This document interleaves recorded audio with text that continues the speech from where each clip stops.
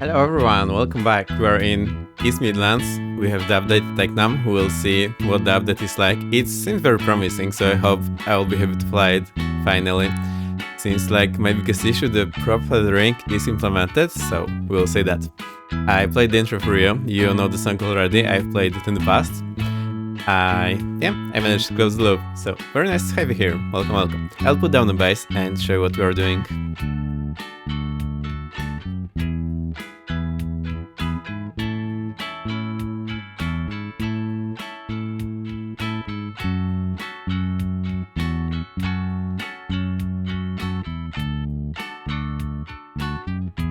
Be Dead Zombie, welcome, very nice to have you here. Right, so this Volanta, we are in East Midland. I chose a place that seems like the right one. There's actually a signature in this building according to Google Maps, so I thought this would be a nice place, and as you can see there's a few small aircraft there, so definitely a right place for us. Might not be so easy for the ATC if we go to that sim in the future, but hey, we'll handle it. Right, actually it doesn't know my correct aircraft type, but that shouldn't be the problem, I'll correct it later. Because I'm reusing the registration, it doesn't know what's going on, but that's fine. And we have Navigraph. I just marked my position, so I could give you that, but actually there is a ramp here in Misfits. I didn't think there would be one, so I'll just get rid of that.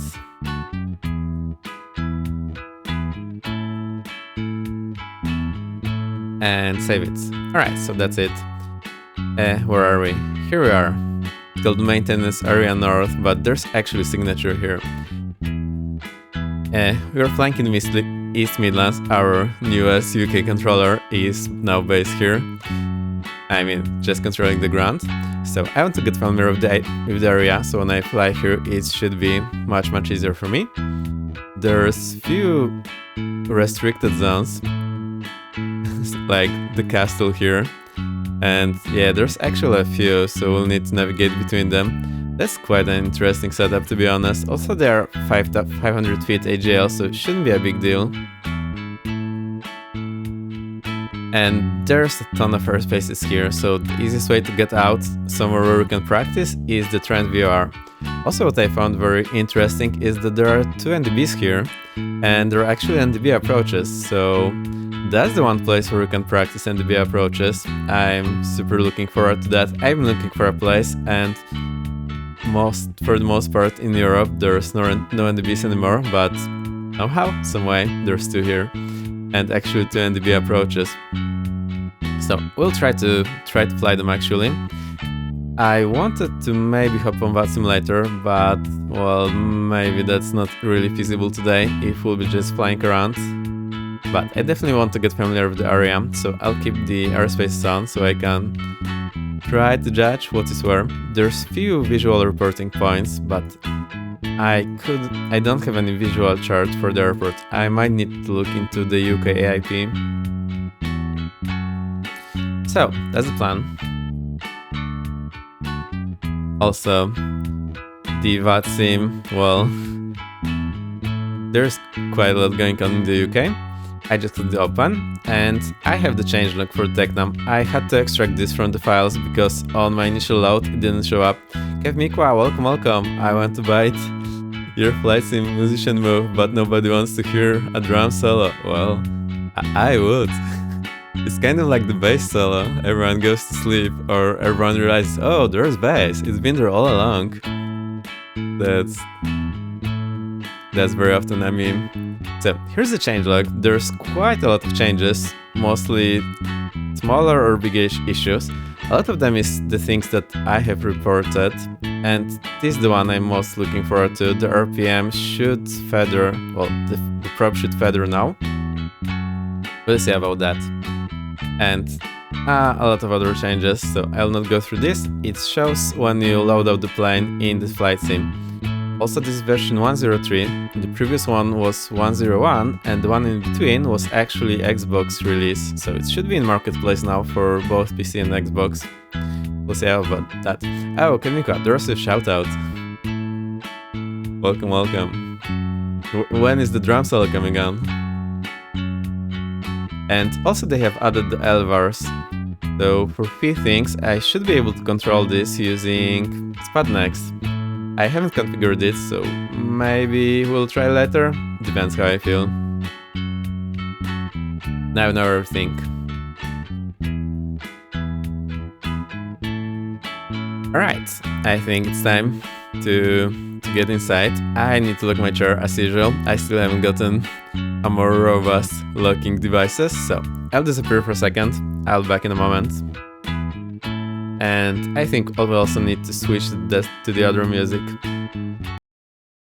Let's get rid of the guitar. Here's the music going for you. And we put the burst to sleep. Alright, I'll be back in a moment. For me that requires editing. I'm a whisperer link. Oh, I see. Cool. Eldan, welcome. Very nice to have you.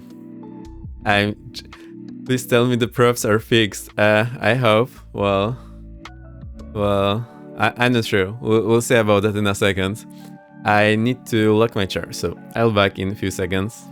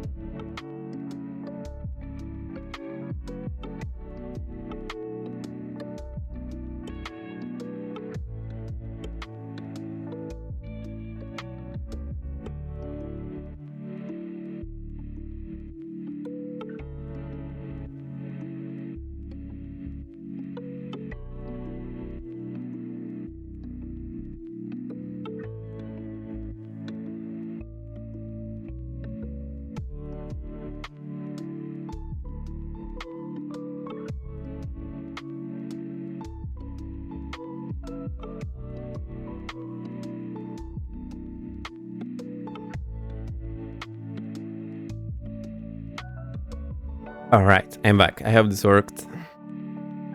I love this plane with all my heart, but the mirror kills me. Yeah, I saw you've been flying it a lot, so I'm happy at least you liked it in the previous state. For me the no-go was because of the profit ring, so I couldn't actually do the one thing I wanted this plane to use for. But we'll see. It should be fixed today, so I'm super curious about that.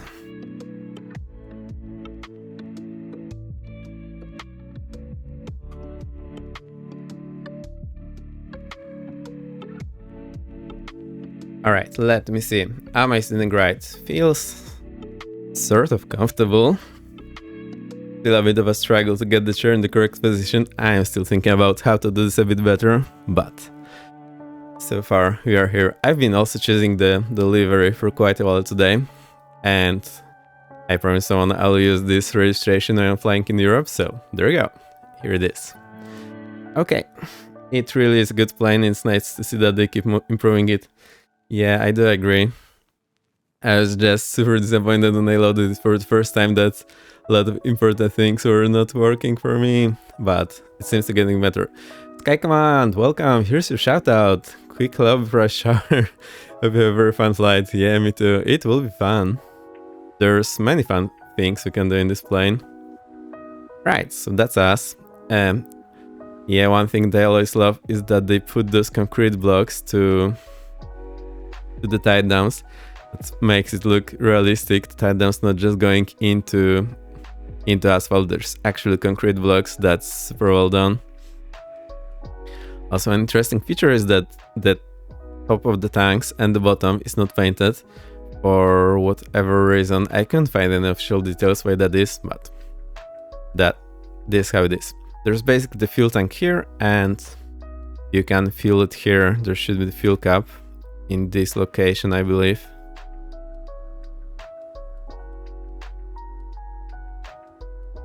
Right, I haven't flown it in a while. Actually, last time you saw me flying it, that was the last time for me. So I may not remember everything. Yeah, the model is great. I have to admit that. Right, let's jump inside and see how this works.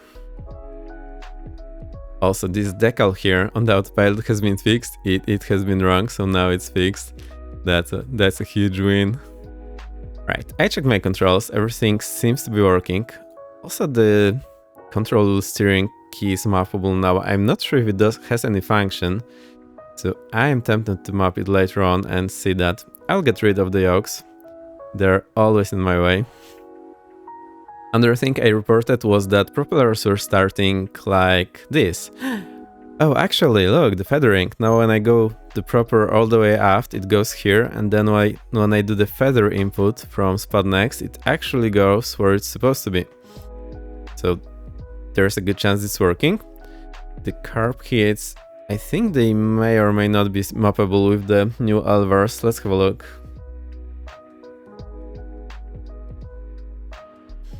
So yeah, carb heat, engine choke, and control wheel steering are now mappable with Alvars, so I can do that in spot next. That's actually great. I am planning to map them later on.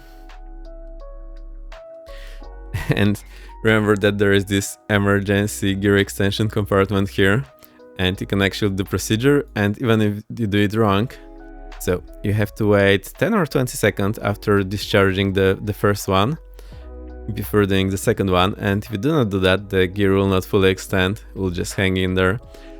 I've heard they also fixed the battery indicator a bit, and yeah, there's a ton of news. Well, there's some new stuff. So let's have a look there. The master seems to have been on for some reason. I see Dragons is here. Welcome. Here's your shout out. Tank it. Yeah, we will tank it. Don't you worry about that. I think that's just my state saving. So I wonder what state the plane is, because I might have killed it in a way. Let's have a look. Alright. I haven't used this in a while, so bear with me. I think the first thing we need is the ground power. That's kind of important. Actually, we can load this cold and dark state. There is brake condition, and there is a preheater now. So that's super cool. See? Alright, this is our GPU, ground power unit, and here's the preheater as well. That's super nice. I have never seen this one in real life, so I guess that's what it looks like. And we have the one for the left engine and for the right engine. So that's super nice and should help when start the up when it's cold, but we don't need it today.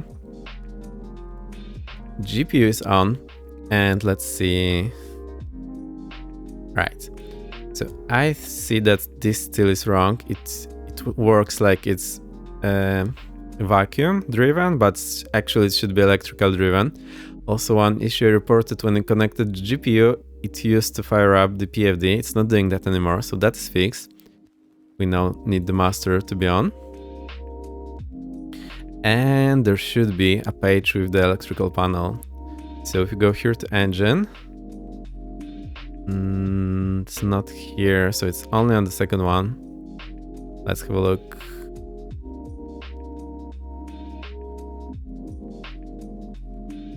Right, we definitely will not make it to Watson today. There's just too much to check. We click engine here. Yeah, here's the page. So that is super nice. I have asked about that, and look, it's here. It looks just like the real thing for the most part. So that is super nice. And we have all the readings here. We have battery volts, bus volts, and engine battery volts. So I think they all should be showing the same thing now, but somehow it isn't. Also the backup battery, I think it only works when turned on. So I'm not sure about the GPU.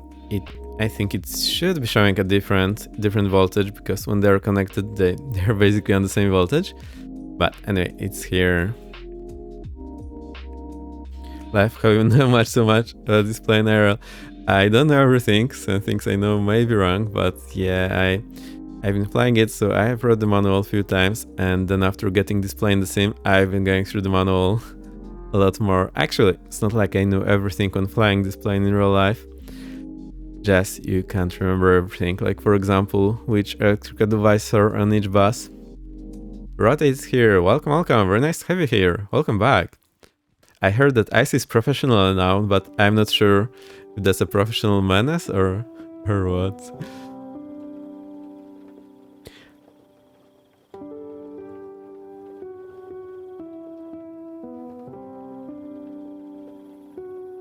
What's up with the wind? Oh dear, it's quite the wind.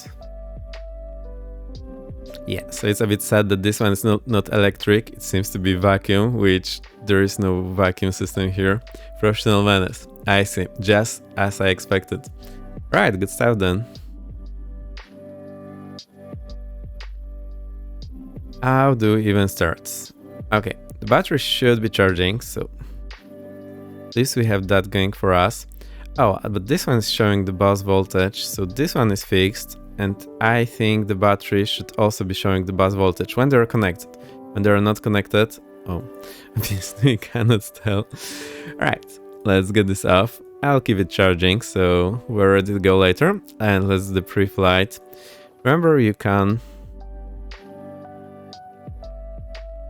go to the stations here and do check everything, and then you can reset and go back there, but you also should be able to walk around. Let's check our fuel first and foremost. Mrs. Funnels, weight and balance, da-da-da. Right, full fuel, 2 people on board, that's just about... Alright, actually, let's have some more people. What do we need to put? We need a lot more. How is that possible?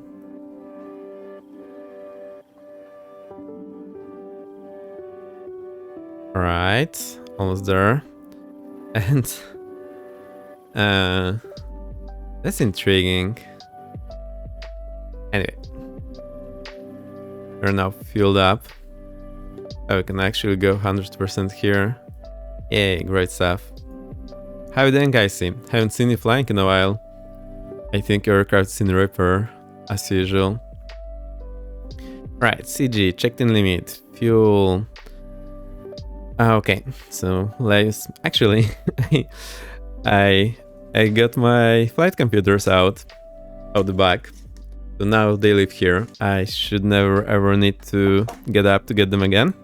It should be handy when I need them. Also, I have my real checklist that I have used. It just printed out. So I have it handy as well. Also, yeah. Oh, let's say like I was thinking in the past. Dirt Phoenix, welcome, welcome. Very nice to have you here. What are the emotes? Giggity, cool. We get the master on, we get all the lights on, and get the flaps down. And then we go out and run around the plane. So we get out and we run around the plane. Oh, I see. We also need the cross button for that exercise. Cool. So now go around and we have a look here. The lights, landing light and taxi lights are on. The position light here is on as well. I saw it shining. Flaps are down. The strobe light is blinking, so remember those light sources, they were not visible, now they are working. The aft position light is working as well. The other flap is down. And position light here is working. Actually, let's have a look at the strobe on the other side. Okay, it is blinking. Cool. So that's what we need to do, just run around the plane and have a look at that. Not bad, gonna work while fly to Panama. From where? Also interesting fact, if you fly... Okay, I forget the number. 20,000 kilometers one way, then if you just fly 2,000 kilometers any other way, you'll get to the starting point. Amazing. Crossbars off. No, actually we need them. Those lights off and flaps up. We need to wait for those flaps to go up. And we can open the door. Also cool stuff. Right, now we can get the master off and the crossbuses. Before we do that, let's check the fuel. So we should be able to see the fuel. Here, fuel quantity is full, so that is good. Right, can get this off and do that pre-flight. It is taking forever. We check the flaps, flight controls, well, and gear indication. All right, we'll check that later. Tire inflation, blah, blah, blah. So, do that here. Okay, so we get rid of the chokes, get rid of the pitot cover, and we can just bump the tire. Wait, I need to unmute it. You can hear me knocking there, so that's pretty cool. It shows the tire condition inflation that hasn't been there before, so that's pretty nice. We can get rid of those tie downs. Hey Lukaila, welcome. Good morning, Vexhex. It's 7:30 p.m. here, but good morning to you. Nice to have you here. I got the plane up, so okay, that's the flap click spot. How's it going so far? So far so good. We load the plane, had a look at the change log. So few things definitely are corrected, few are still not, but it should be getting nice. Right, let's check everything that's not engine. We'll the engines last. So we do check the aileron here. Oh, also one thing they changed in the past is that now we can use the camera to just go and do the full pre-flight without going back to the cockpit. So we have a look here. I won't be doing this 100%, what I would normally do, but if I remember and think, I'll do it. There's the emergency oil tank pressure, which is a fancy name for hydraulic accumulator, which consists of nitrogen and oil for some reason. And it should be 20 bars, but it's showing PSIs here. Oh, actually maybe there is bars on top of there. So I will assume this is correct. Interesting. I remember it being only in bars.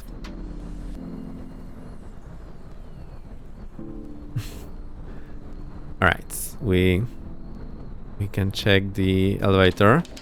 Now remember that this... How is it called again? I forgot the name. Anti-balance tab. When you move the elevator up, this tab will also move up. It's combined anti-balance and trim tab. It's still not doing that. The rudder quick spot is gone because you're not supposed to move it on ground, so that is corrected. Good stuff. I like it. We get rid of the wheel check here. Check the tire. Get rid of the tie down. Ooh, it has been untied. Yeah, you can have a look here in the gear bay. That's actually pretty nicely modeled. And you can see the brakes, the brake disc, got the name, and the hose for the brake fluid. Have a look here, should be all nice. Okay, my camera got a bit stuck. No.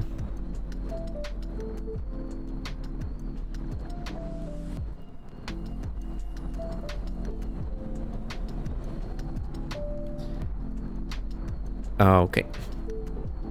Also check the other aileron. Check the lights before. You're telling me the oil is carbonated. Pretty much. No, it's just nitrogen on top of it to generate the pressure. That's how the hydraulic accumulator works, but I was surprised to find that this one has oil inside instead of hydraulic fluid. I'm not sure if the whole system is running on oil or hydraulic fluid. It doesn't say in the manual. Normally you're also able to trigger this tab with the master on. You should hear the warning.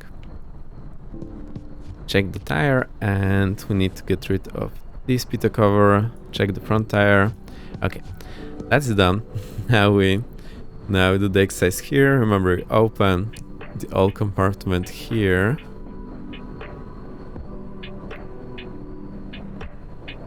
Open the cap, put it there, and then you do the turning. So that takes quite a lot of time here.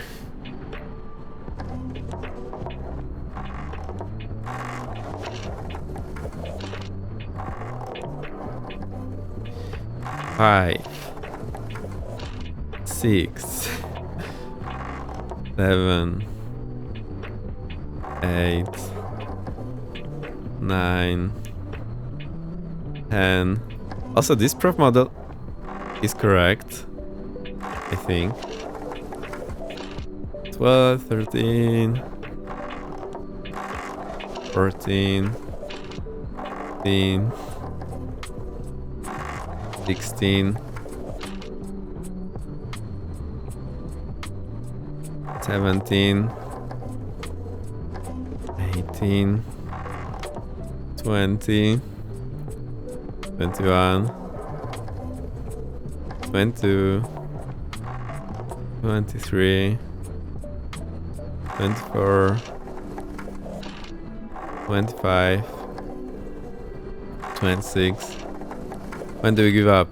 27, 28. How have you not gone insane? Yeah, I do every time I do that. 29, 30. And we should hear the bar, but haven't heard it yet. 32.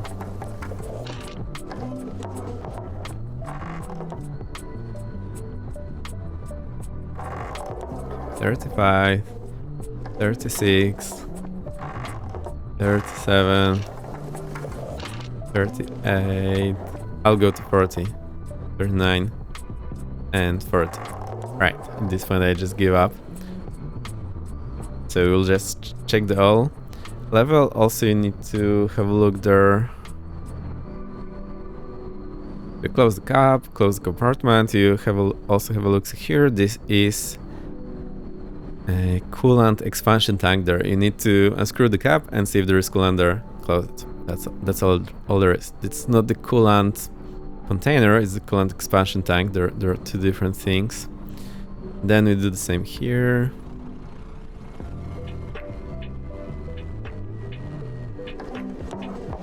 Right. I think I will just give up and we'll click the button inside the cockpit. That should help with that. Also, there is someone in the back. Oh dear. They are waiting impatiently, I think. Right, so one way to do that is just click prepare for departure. It will get everything ready. Now we should be able to start. We have the weights here. Okay, we can get rid of the ground power units. Close the door. I like those things go back here. That's where we usually store them. And I also like that the checklist now can go also to the pocket. That's super nice. And so can the tablet. That is really well done actually. And I really like how this checklist is positioned, because that's the place I would hold it with my hand. That's super easy to watch here for the checklist. Do I need to go a bit higher? I think I'll go just a bit higher. Right, let's save this. Actually, yeah, now that's in line. I'll save it Ctrl F10. Maybe they're actually waiting patiently. They haven't complained anyway. I hope they are. This didn't work. I'll try Shift F10 to reset to the factory. Oh, I know what's the problem. It's my tracker that hasn't been reset. Okay, I want to be a bit lower. I'll save this with Ctrl F10. Still pretty high, but should be fine for us. Right, let's get it going. Master on. Now it's working. The battery is somewhat happy. It's at, well, 12.8. I think it's happy.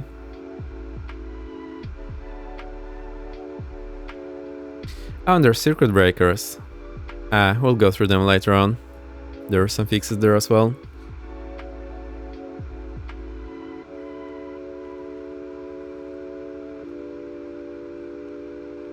Alright, I think we need to start the engine. So we get nav lights on, strobes on. Actually, I think the nav lights don't work unless you have one of the crossbars on. So we'll just have the strobes on. And you can actually tell because in the Mark II, aka NXI, this gives you an idea what is where, and you will find the nav lights are on the bus bar. So this left hand, this right hand, I think. No, this left hand here and right hand here. And the taxi light is here. And nav lights are here on the right hand bus bar. So if you go right cross bus, we should have the nav lights now. There you go. So that's pretty nicely done. And normally this attitude indicator, the backup one, will start aligning and be aligned right now probably. So we don't want to start the engine. Props are forward, carb heat is forward. I'll get the chokes down. Also the click spot for the left choke. Yeah, I remember the click spot was very hard to hit because it was in the way with the throttle. Now this has been fixed, so it's much easier to hit. And the parking brake is set. So I do step on the brakes and then lock the parking brake. Alright, have a look here. I think we forgot after the last flight to get the fuel tanks into off. So now I think they're in off. And we can get them on, and this will pop in place. Hang on. Alright, so the off is actually on the inside. Okay, this is CrossFit and this is normal position, I believe. Now we need to get into the off. We need to unlock this. This is also great. I like how this is done. Right, so let's get them in normal position. And we can start these engines. Right fuel pump on. It goes up instantly. Normally it takes a moment to get up there. So I do it first, then do everything else. Choke is on. I haven't done it in a while and haven't reviewed the checklist, so bear with me.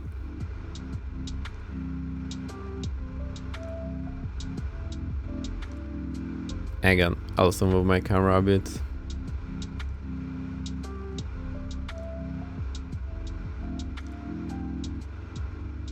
Alright, am I ready? Ignition on, and here's the big if. Will it start? So I do have the starter here. We do see the shadow, and we do see the engine instruments. I know it's all a bit... everything is everywhere. I hope you'll be able to see.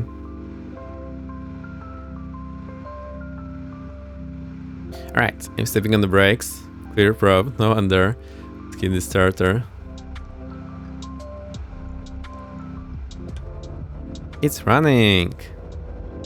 Alright, now we get the throttle up to have RPM in 1000. I'll also note that now it's pretty high, and if we get the choke off, the RPM is going down. So that's another fix that was there, that choke actually affects the RPM.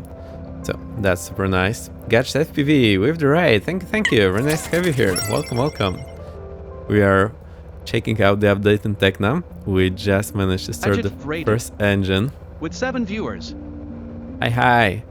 How are you doing? Haven't seen you in a while. I hope you're doing well and had a good flight. Here's a shout out as well. You can all go check Gadget FPV. Super nice streamer. So we're checking this Tecnam. It has been updated again today. That's the latest version. Well, actually yesterday.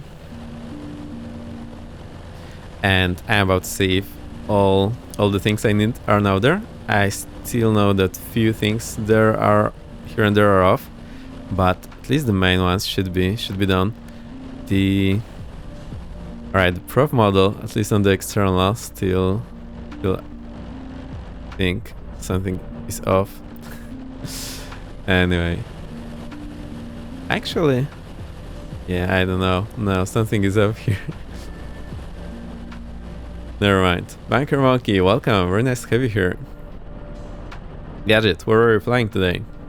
And what aircraft have you been flying? And I'll try to start up the second engine. Oh, also we need the alternator on the right one.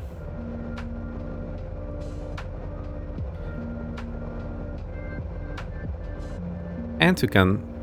let's keep the right crossbars off. Right, not the left one. Choke is on. Throttle is idle. Prop is forward. Fuel pump on. Ignition on. Check the fuel pressure. It's on the 6, so that's okay. And now hit the starter. So I'll be looking here at the RPM and the manifold pressure. I should be able to see when the engine starts.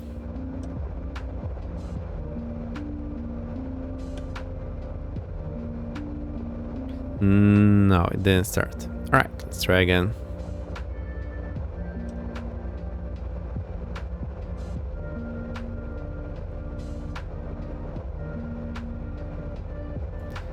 Alright, now it's unhappy about starting. Let's give it some rest. We should wait 2 minutes after running it for 10 seconds. So 2 minutes is quite a long time. Let's just double check here. The fuel is on the left, so that should be okay. The throttle is idle, the choke is on, prop is forward, carpet is off. Yeah, should be all good. I'll get this crossbus on, so we're actually charging the battery in the meantime.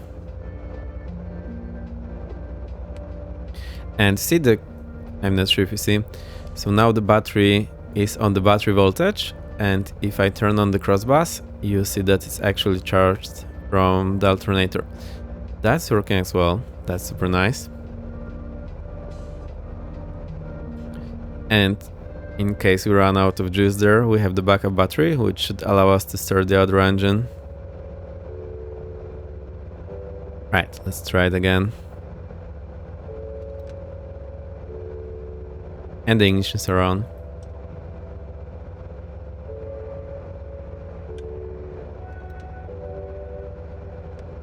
I did see that it started there for a second and then went out.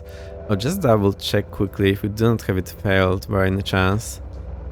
There is a possibility I've forgotten something after last time. No, it's just off. It's not failed. I can fail it here. Oh no. Engine, please run. What's up with you?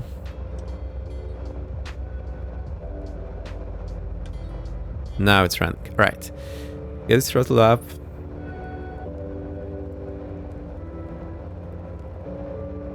Left field off. Choke off. Actually, we should also check the oil pressure after startup. It's... Where is it actually? It's here. So it's in the green. That's fine.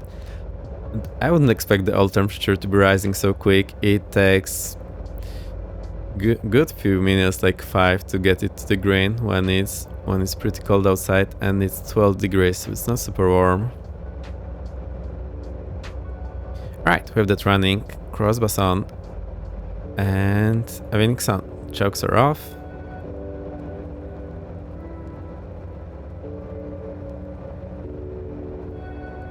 And strobe off. Now I do not need to scare anyone. I have reset my official and community folders and recreated them from scratch, so some things might be off, but I think I still have the NXI from working title, because it's part of the base theme. And now we see that the backup attitude indicator has loaded. And we're here on this engine page. That is nice to have here. I wonder if we connect the battery. No, nothing changes there. Right, also the gear is down and the indication is down. 210 hours. Interesting. I haven't been flying it for this long here. So I'm super happy to have this page here. We'll also use it for the run-up.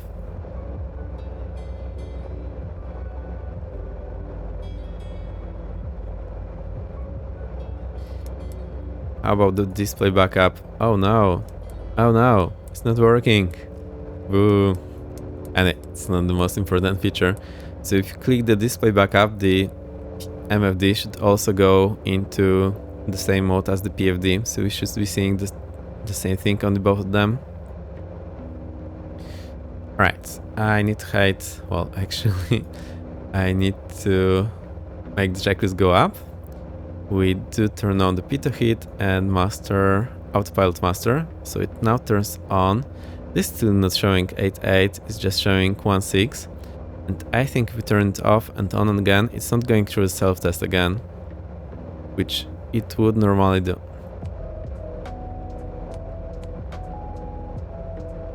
But we are getting only to the minor details not working. The most important stuff is there. I can now turn off the tablet and actually stow it. How did we do that?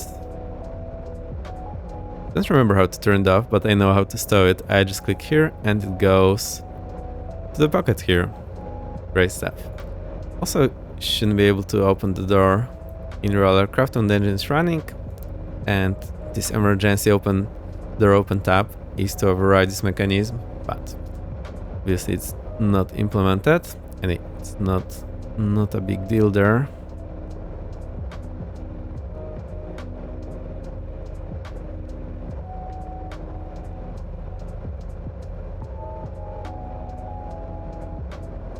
Okay, I think we can now check our airport. I think we'll do a few VFR traffic patterns and then what? Check kill the engine, check how it works in flight. So let's have a look here. Right, I need to have a look here actually. That's heading 268. Oh no, let's check the weather first.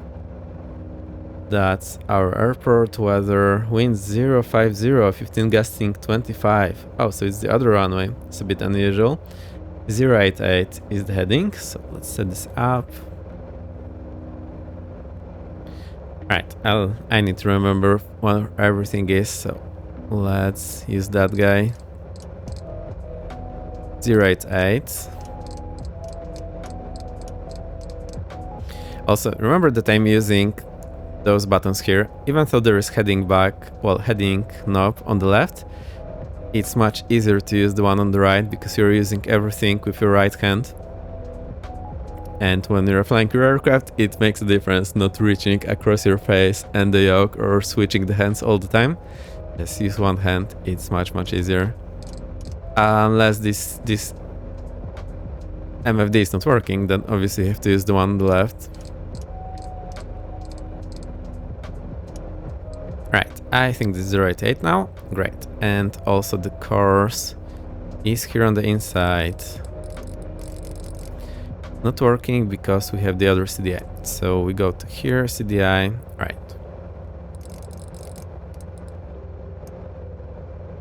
That is 088. Alright, let's have a look. Do we have the ILS here that we can tune in and NVR? So there's approach chart and runway 09. And there is NDB ILS and NDB approach. So I'll just pin them. Let's have a look. So ILS is 109.35. 10935. Alright, so let's set this. Okay, again, I'm using the nav knobs here on the right. 108. This all is taking forever. 10935. I forget everything straight away. And flip it. That's 10935 in the Echo Mike Whiskey. And that's in the Echo Mike Whiskey. Good. We also have the MDB 393. H is great and kind of unusual. So where is it? It should be here. ADF DME. Yay, good stuff. I'll just switch it, so... Wait, hang on. 393. Oh, there will be a lot of turning. Now we need to... Oh, so that's how it works. Now, enter... 0 here, now the big knob. 3. Okay, it's actually pretty well done. I think I have never used this in real aircraft, because we just didn't have the NDB to use. In the Tecnam, I have used it in a Cessna back in the day. And flip it. Alright, 393.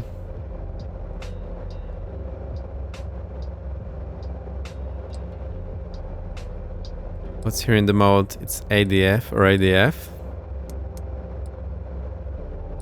Don't think we can change anything here. And here is nav1 or nav2.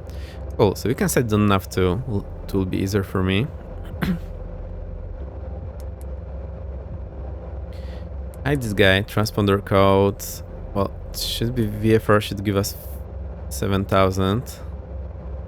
And it's on standby. It's 7000. Right, good stuff there. And now if we go the CDI again, and that's look 2. Let's have the bearings here. So we go to. Is that PFD options? Yes. And we have the bearing 1 from nav1, bearing 2 from nav2. It's showing the ILS. ADF. Alright, that's how it works. There's nav1, nav2, ADF, and GPS. ADF is not reading now, so we'll see about that later.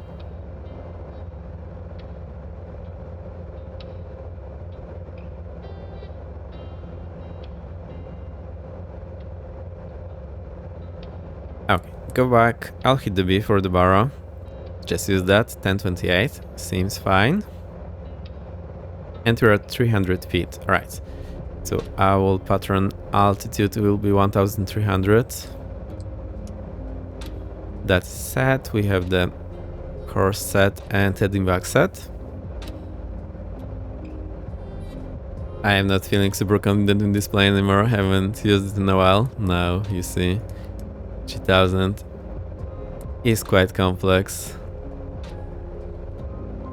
Oh, our VX is not set. Interesting. We only have the VUI. Fair enough. Are you receiving 393 and 393 here? Alright, we'll see once we're in there.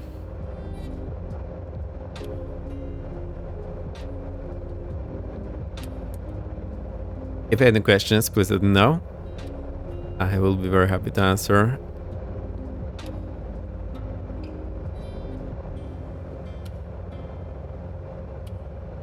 Right, our aircraft would have warmed up by now, surely, so let's go and taxi. Taxi light on. Parking brake released. I will just taxi a bit and then we'll see where we need to go. I made sure Joe is not in the way. The 747 is in the way though.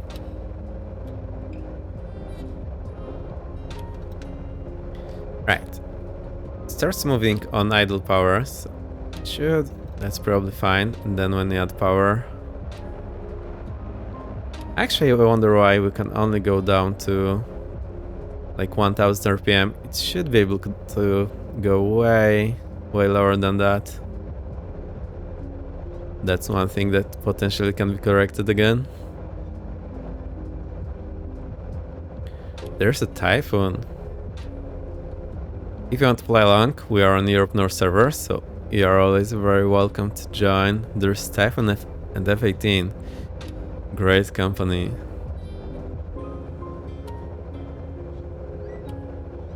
I wonder if my FPS is smoother also because I reset my community and official folders.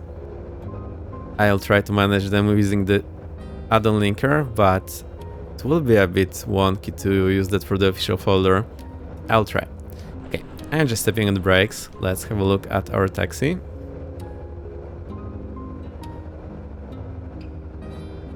So we go here, mic 3.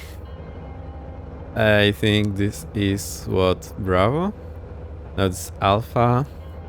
Alpha and Bravo. And then Golf. Golf 2, Golf 1. Alright, they went a bit crazy here with the names.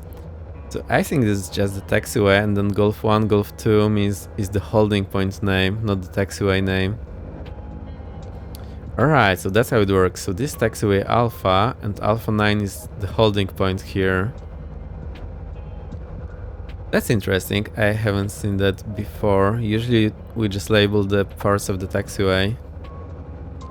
But, well, it is different here.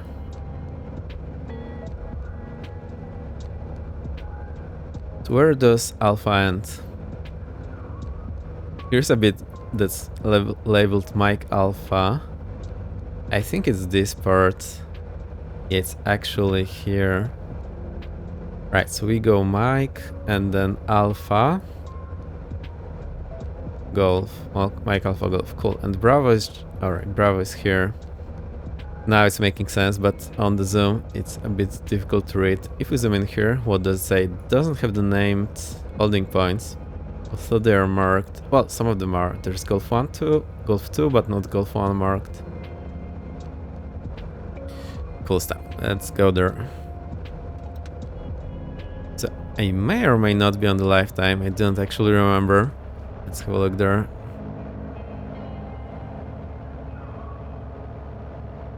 We are on the lifetime and it's still daytime. Oh, I did a bit of a wrong turn here. Whoops. Let's rectify this. Alright.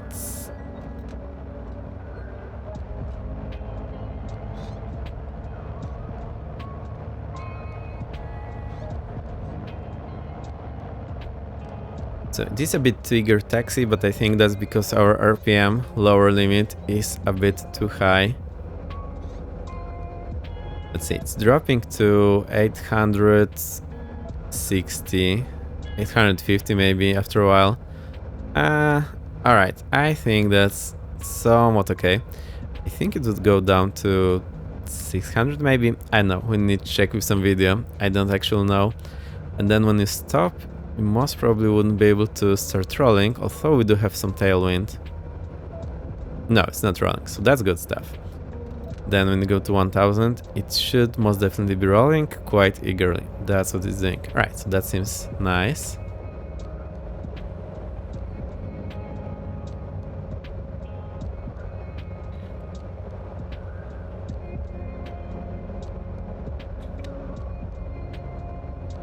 Oh, but now the RPM went up to 1200. Seems to be very, very slow in changing the RPM. I'm not sure why. Not the most responsive, but it's normally a bit more responsive in the real plane, as far as I remember it.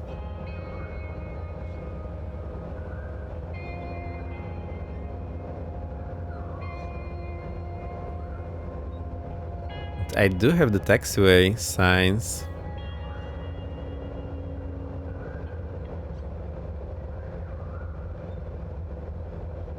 I wonder if they are part of the sim now. How does this work?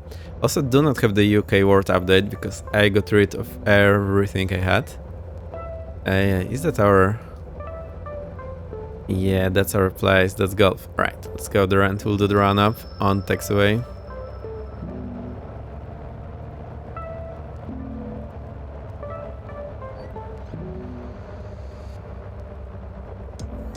Right, here's ILS holding point and the regular holding point. Up here, parking brake set, and we can do the run up. I can get the checklist up for that.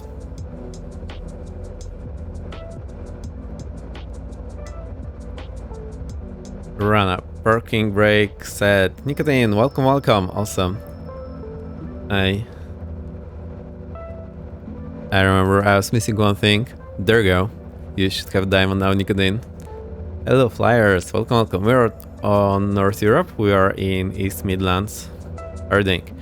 Pretty well, pretty well. We've been checking the aircraft. So far, so good. There's still a few minor things here and there that are off, but a lot has been corrected. I am still looking to check the most important part for me, the prop feathering. But it's good, looking pretty well so far. Also, it has this nice engine page. Go have a look. But the display backup is not working. Boo! Yeah, I'm clicking it, and this one should go into the same mode as the left one. Anyway, not the most important thing in the world. Also, I don't know where the 200 hours come from now. My airframe is a bit used now. Okay. We have the checklist, so 16:15. I'm stepping on the brakes. Now those digital gauges for the RPM, they are a bit hard to get this on the profile value. Right, it's not as laggy as it was before, so I'm happy with that. This in this range. Let's get it somewhere 1650-ish, and wow, it's spot on. Does Tecnam Dev is name Easy Rider? I don't know, why would it?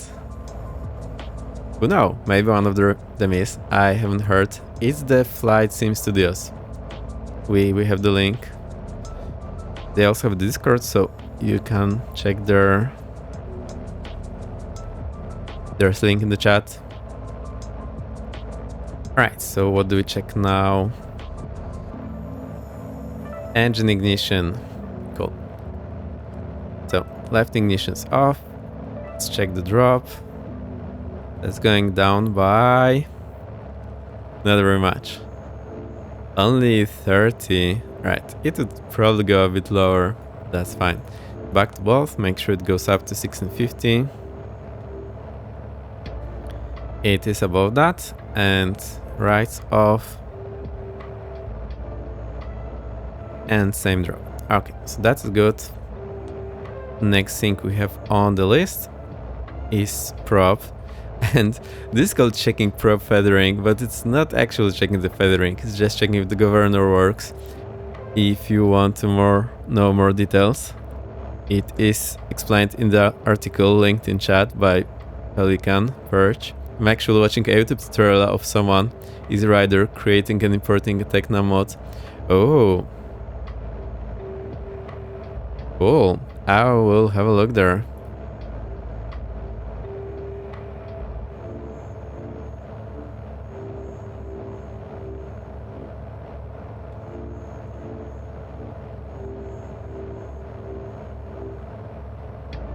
But I don't think it's the dev, might be someone else.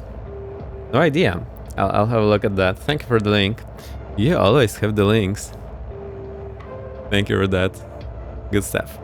Right, so we check the prop governor, which is usually called checking prop feathering, but we don't actually check the feathering. I know, it's crazy, but that's how we are using the incorrect names.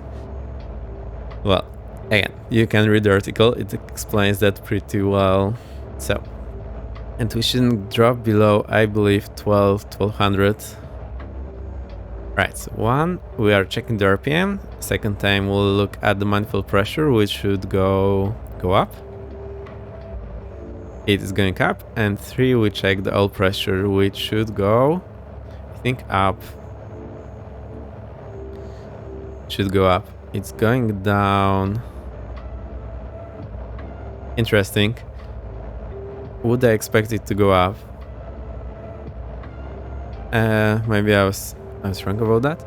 Hang on, so the springs drives it toward the flatter pitch, and the oil drives it towards the coarse pitch. No, the other way around. The spring drives it towards the coarse pitch, or into feather position, and oil pressure drives it toward flat pitch. So when we are lowering the RPM, it should drive it towards the feathered position, so the oil pressure should go up. And I believe that's what it's doing in the Baron. Here it goes the wrong way. Maybe it's because this is so closely linked to the RPM. Normally the RPM, as far as I remember from looking at the real aircraft, doesn't respond so quickly to the... Well, the oil pressure doesn't respond so quickly to the RPM changes. But again, I may be wrong about that, and manual doesn't say much about it.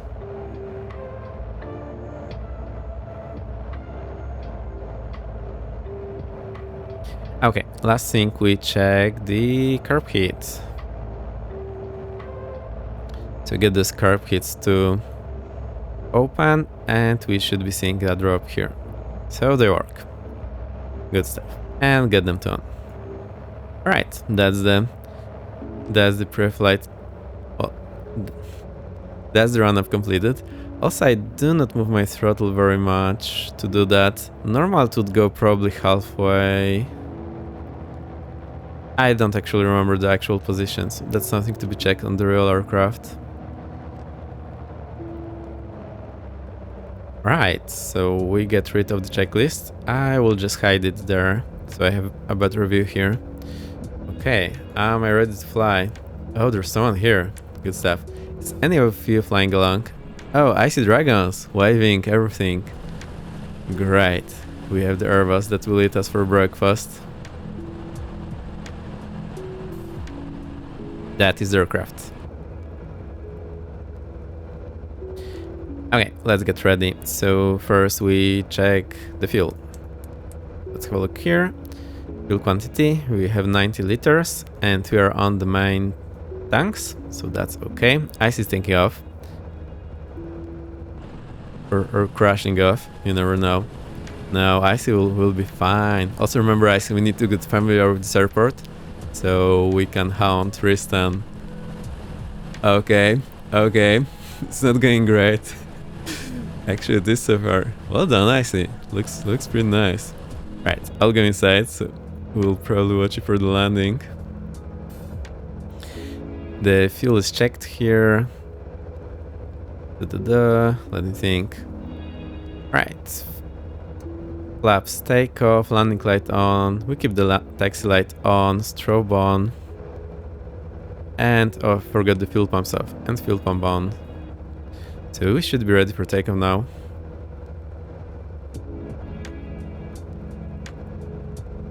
Parking brake released. Add some power. Get there before Icy does. Also, someone complained about this window that you cannot see anything from it. That's actually the case. You have to lean to be able to see anything.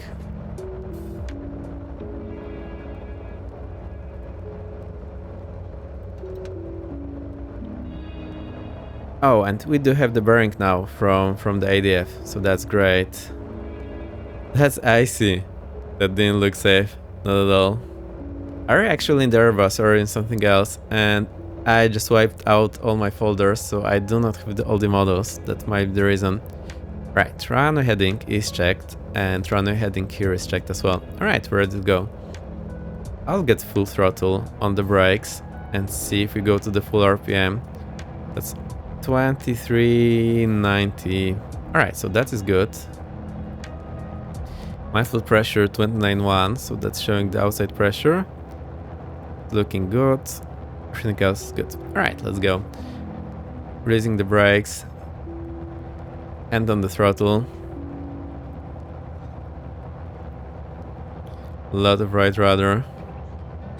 Do we need left aileron? Yeah, we do. Alright, it's way past the rotation speed. Accelerate to 84. Get into climb, positive climb, gear up.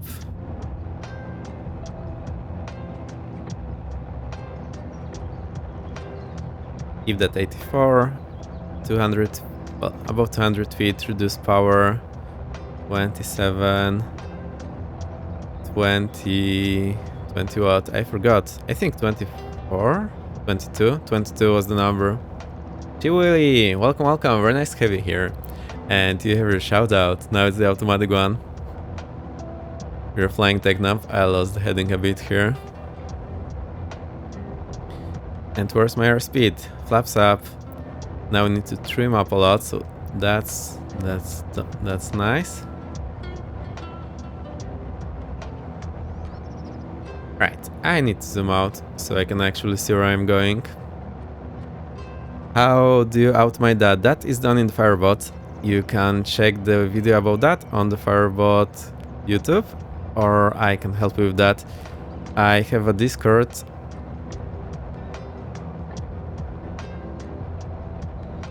And now I know how to export the setup, so I can export that for you. And you'll be able to just load it in. Right, we can now reduce the power, so let's go 2020.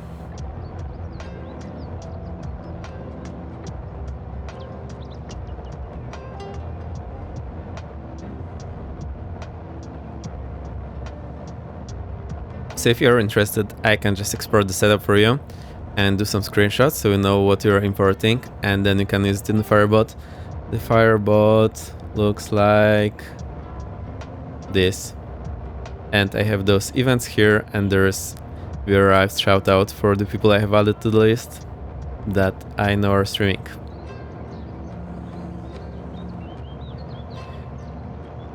This like super... Okay, I think that's fine. So the noises are a bit strange.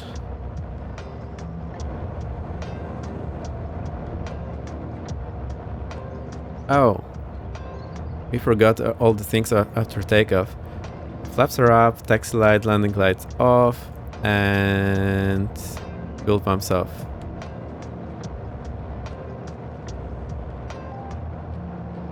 Alright, we are on the 2020. I think it wouldn't be flying that fast on the 2020. It would be like more 80, 90 knots.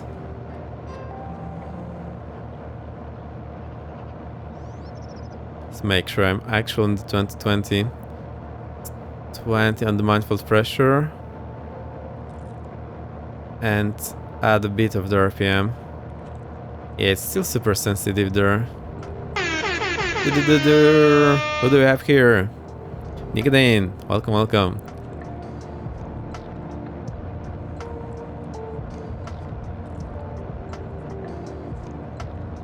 Right, straight in the sun. And we have an NDB. East Midlands has the NDB, and we have the ADF reading. That's great.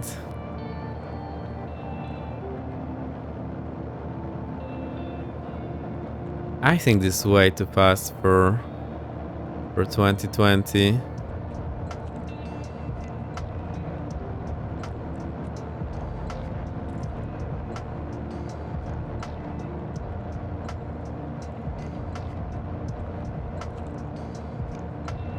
Yep, seems way too fast. I remember it being more like 90 knots on the 2020, but might be off.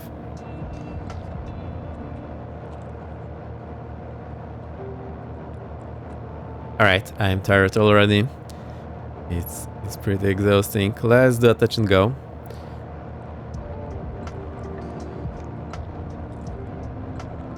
So it seems to be living its own life. I am not sure. Oh, I am pressing the rudder. That was one reason.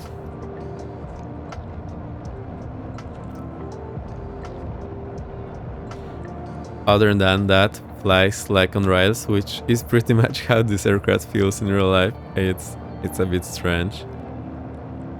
Actually feels like driving a tramway.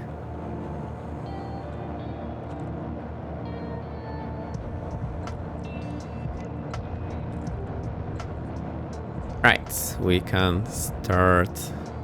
So I think it flies a bit too fast on the 2020 setting. Like a lot. And the throttle idle.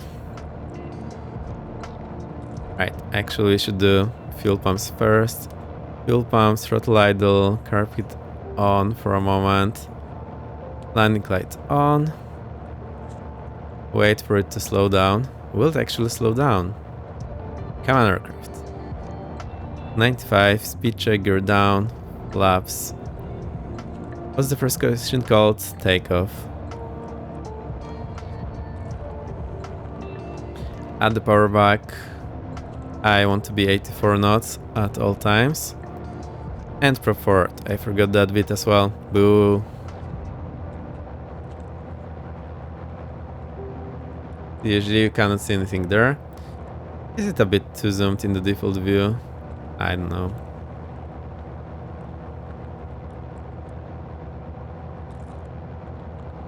I need to trim back. I'll get the Yukon for you. Well, not the other one. Just covering the lights. Nothing here that I need.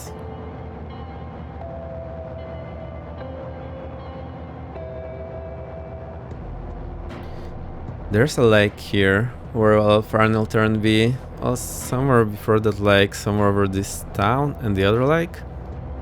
No, my airspeed. Outrageous.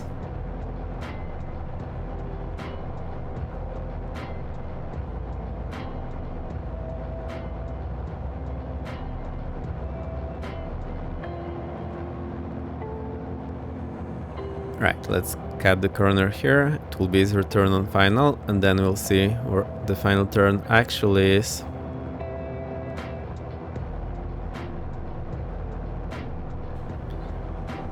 Okay, so just over this small town here, those residents must not be happy about the planes flying over their head all the time. Nicotine, redeeming the second. Good stuff, welcome. Right, so it's actually the north side of this town. Right, reduce the power a bit, flaps full, and carpet off.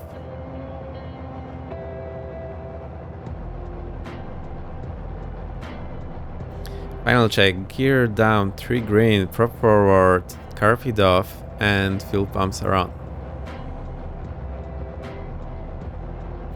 Okay, now we keep 84 on the approach and just go there. I monopolize. Nicotine the third. Good stuff. Don't worry about it. I don't know if there's a way to limit this for one person only, so if you can, you can. We had Bunker Monkey testing this on the first day, just going crazy, redeeming everything. Also, I think we missed the shoutout for the Bunker Monkey. We had it, and I just missed it. There we go, that's Bunker Monkey. You can also go and follow. I think I forgot to add it on the list. Outrageous, I need to fix that. Another player base community member. You can go check out cool streams there.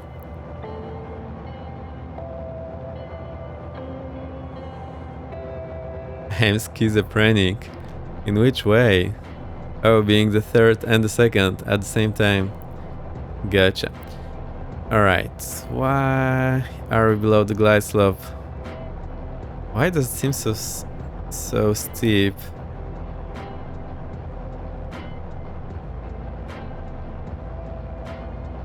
Right, I am adding full power now, so we climb a bit.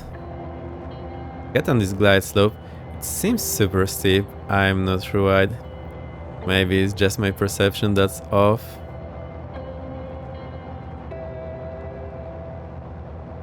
Right, I think something is still super off with the power settings that we need for each stage of the flight, but that's something that can be tweaked with just the configs.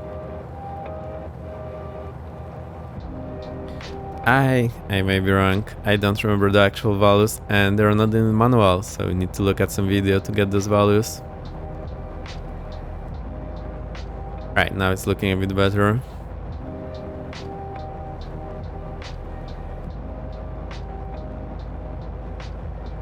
I have the right rudder, left aileron, so we keep the nose straight and stay on the center line, correcting for the wind.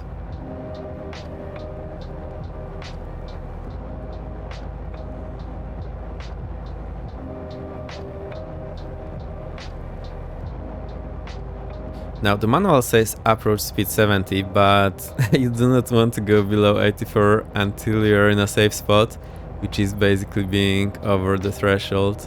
So here I can start reducing the power and slowing down.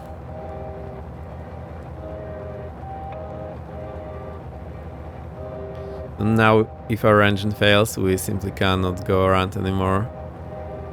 There's no way we can do that. Right, throttle idle now.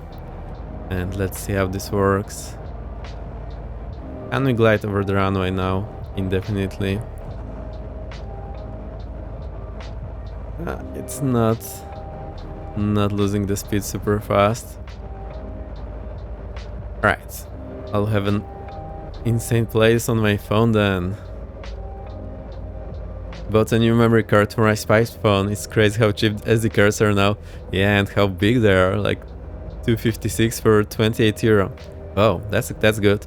You only need to look at the speed of the card, which matters if you have it for GoPro or camera, because then you really need the high speed, and those are more expensive. But still, it's amazing, like the size of a nail and how much storage it has. That's unbelievable. I do agree with that. Rookie needs extreme card. Yeah, and the markings on the speed are super confusing, so you need to research that. 33 euro instead of 28. Alright, that's still not a lot. I think there are even faster ones. Okay, flaps take off. What do we do now? Music, classic SanDisk does the job. Yeah, of course. Right, I think I can take off and try to fill the engine.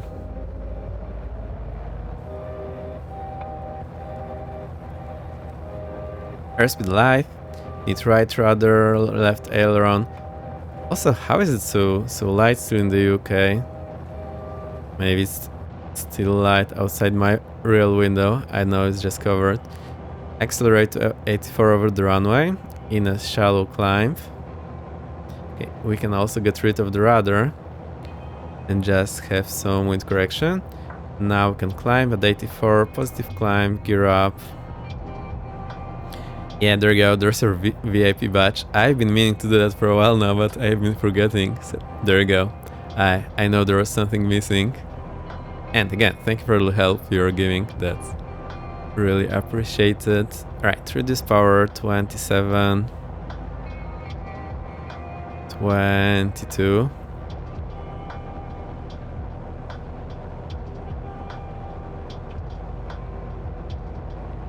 That's super small movement there on the throttle to 27. I remember it being much more, but I might be mistaken here.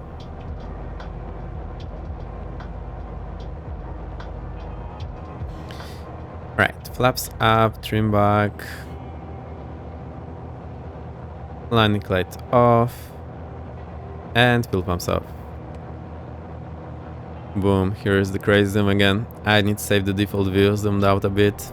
I think I'll save it like this. So Control F10. Uh-oh. I'm not sure if that worked the way I wanted. Maybe it did.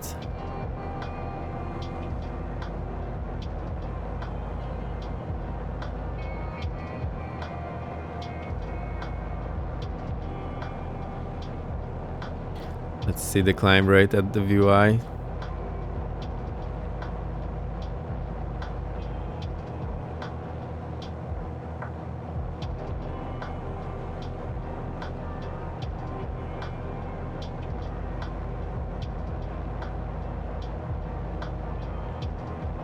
Interesting, doesn't seem like much, so still haven't stabilized it yet.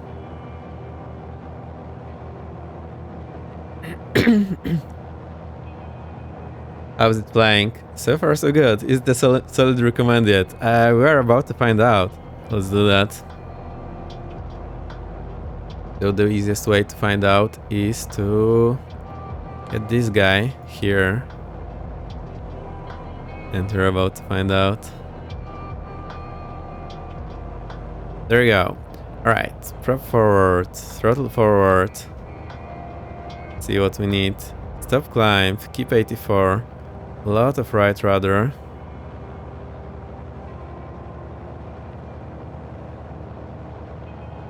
Right, left like that, left engine dead. Let's see, the RPM dropped, so I don't like that. It shouldn't be dropping, it should be dead on the same as the other engine. Throttle idle, left throttle idle, left prop, check, confirm, and feather. It now actually has feathering position, so we should be able to feather it. And there's the RPM at 0. Let's finish everything and then we'll have a look. Ignition's off and left wheel off. Alright, that's the engine secured. Introduce the power on the working engine. 27, 22.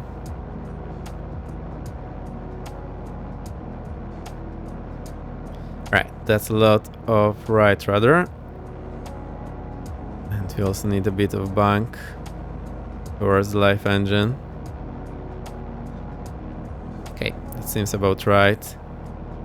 Let's have a look outside. Yay! At least we have that going.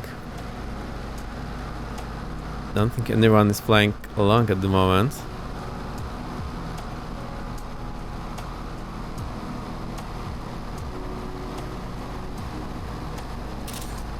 Alright, so that is working. I don't think it's a super solid recommend yet, but I like the way it is. Let's check this climb speed now.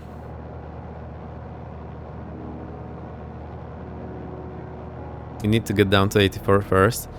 I'm not sure how much this should be deflected. I will say half of the bar should be what we need.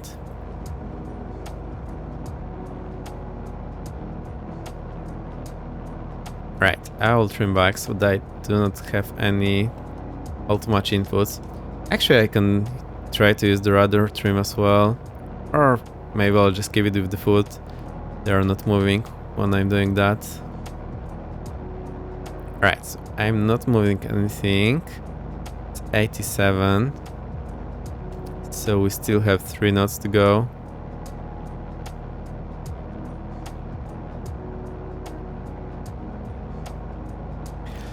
Alright, that's a crazy climb speed. But maybe when it stabilizes, yeah, that's looking better now.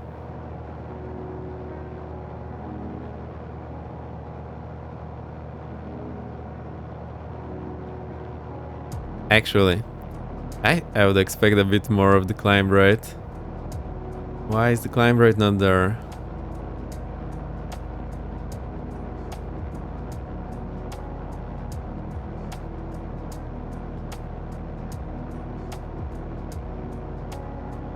Right, will you climb, please? Do I need more rudder? Let's drive more rudder. And some bank into the live engine. I think that has only made it worse. Also, Kayla, did we have a shout out for you? No. Let's fix it.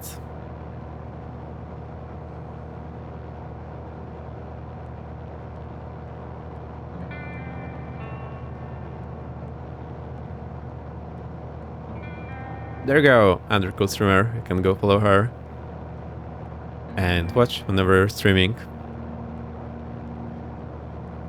So I think the climb rate is off here. Seems that's so far the only twin I had. I followed. Thank you, Lily. Good stuff. Only twin I saw climbing correctly on one engine out of the box was the Baron so far. But I haven't checked the what's it called? The Island Hopper twin.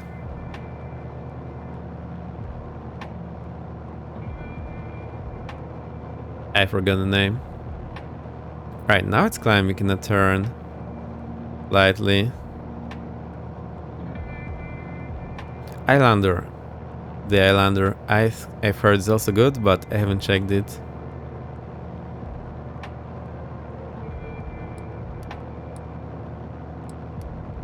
Where's our airport? We have lost it.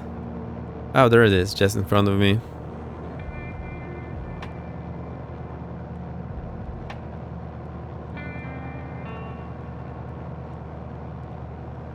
Right.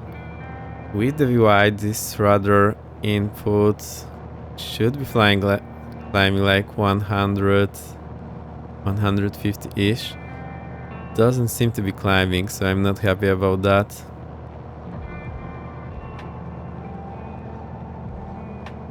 So Is something off with my rudder input? Maybe I have too much rudder and that's causing the problem.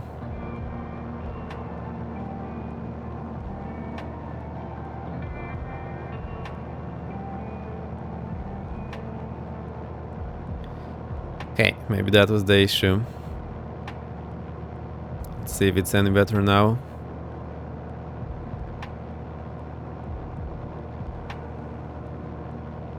Also, that's a super steep approach there. Oh, that looks better. Ah, maybe not that steep.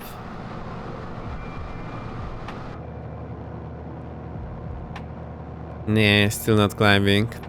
Right, so I think this is off. This needs some tweaking. But this should be... we should be able to salvage it by just playing with the configs. And now the problem is, it's hard to find too many values for the slower speed range, for the performance in the manual.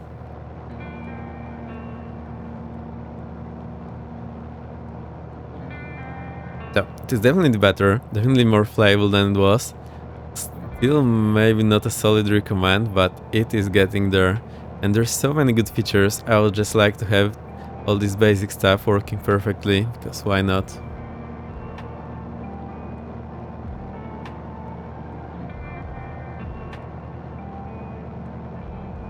Maybe soon.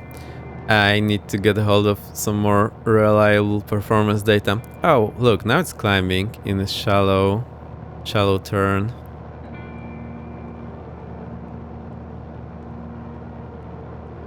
And been streaming because of COVID. Sucks to be this sick.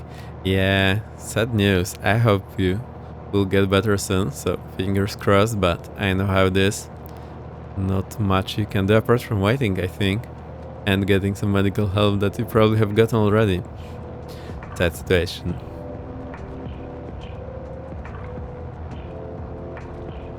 Right, are we climbing? We are climbing. Okay, so now it's better. Let's try to keep this 84 and keep the climb. Where do I need the rudder to be? I think I need the rudder to be just in the middle of this box. Then I have like 1-2 degree bank into the life engine, and that's giving us the climb. Right, so it does work, and you need to stabilize it perfectly. If you're moving around, it's not climbing. Okay, so that is better. That's a bit more recommended.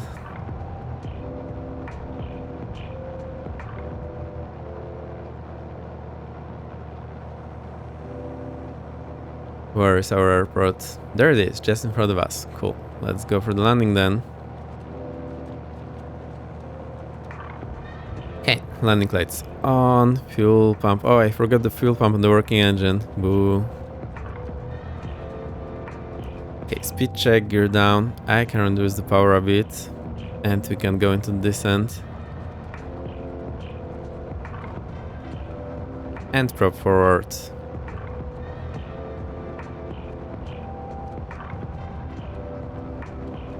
Alright, I have went throttle idle, and what I think it's flying a bit too well on the throttle idle.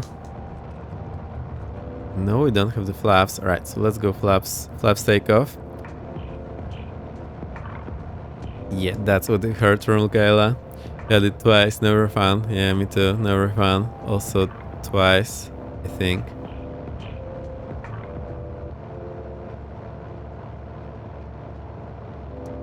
Right, that's flaps take off. If you go flaps up.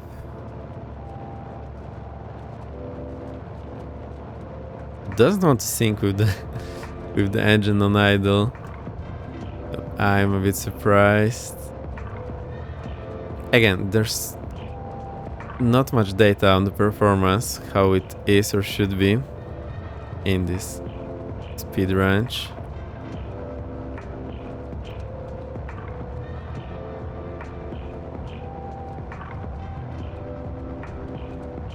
Adding some power, adding some rudder.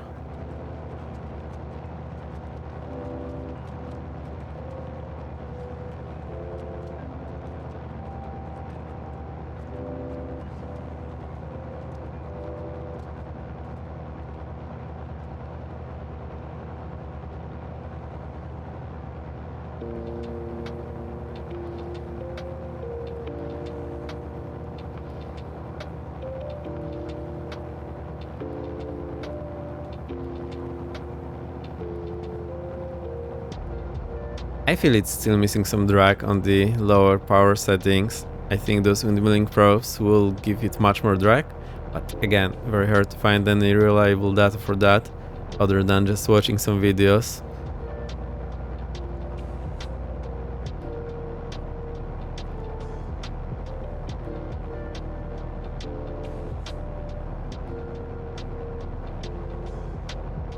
Right, throttle idle now, let's see. I don't think we'll glide that well in throttle idle.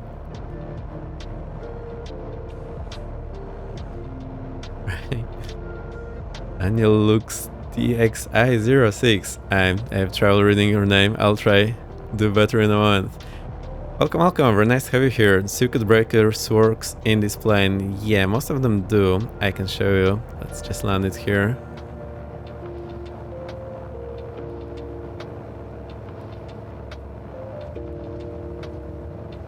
If we can.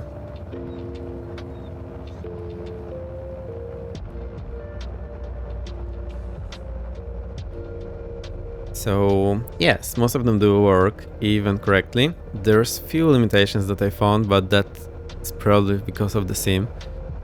So for example, the engine starter, if I pop out the left engine starter, it will not be turning the engine. We have engine off, by the way. The left one. So, starter relays are working. I think I've checked all of them, and the only problems I found were, I had them listed but I forgot already. I remember that PFD was killing the MFD as well. Now it's just keeping the MFD on, but the display backup is not working. So that's there. Now the MFD should be on the other bus.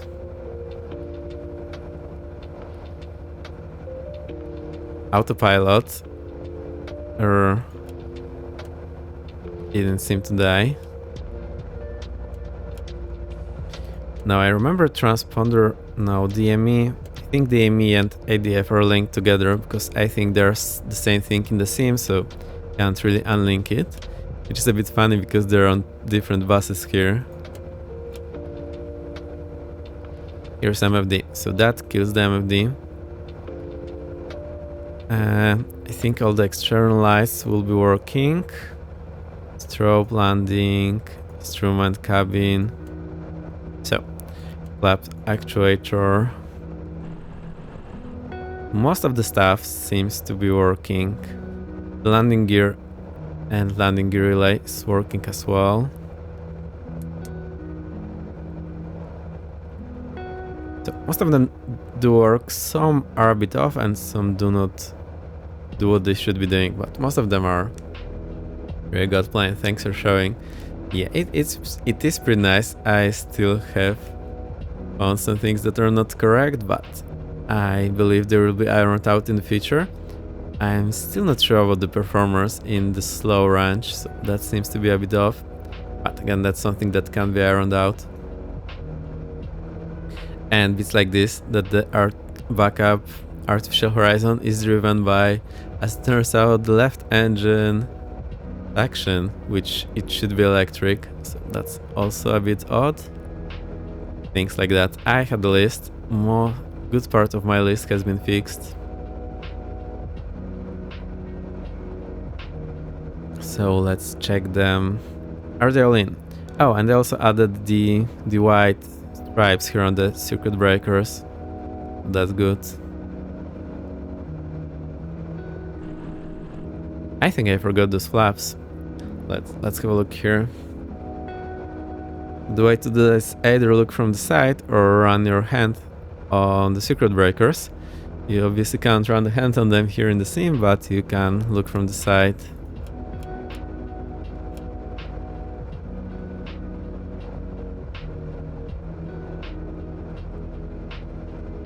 So, still not a solid recommend for me, especially given the price, but it is pretty nice, and I believe if you play it in real life, it is definitely a great training tool.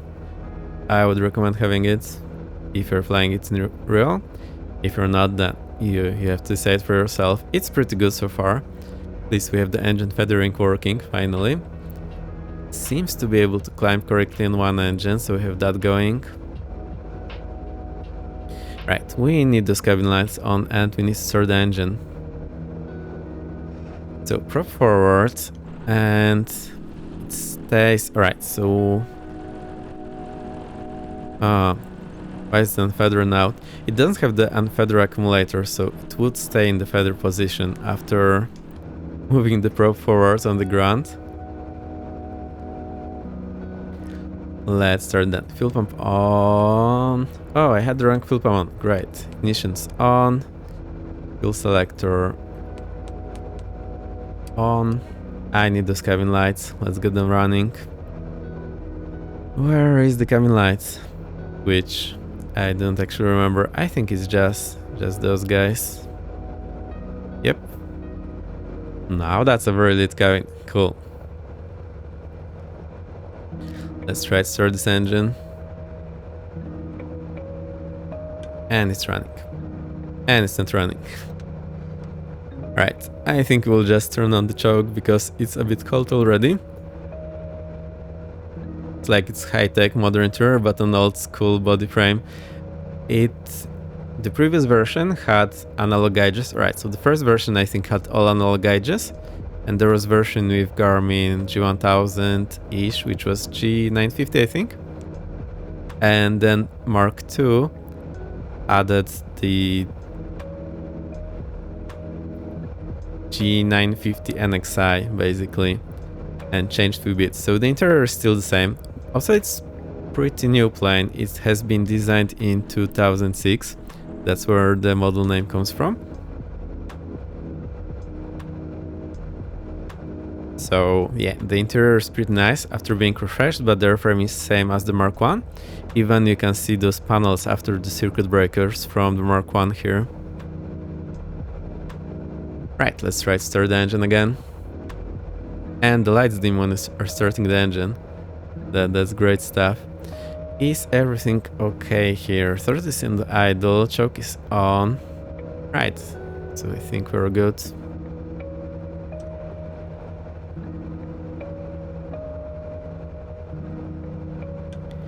It is not starting.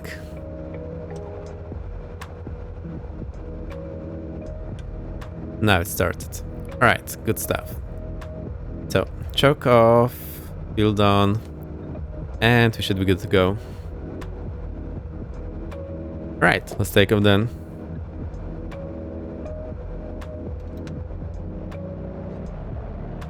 We'll take off and then I need quick bio brake, so I'll leave it on autopilot for you and take a 2-3 minute break. Right, rotate. That is a bit tough. Accelerate to 84.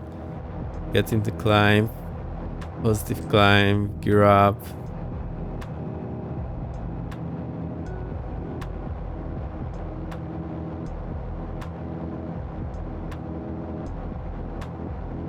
$200 feet, reduce power, 27, 22.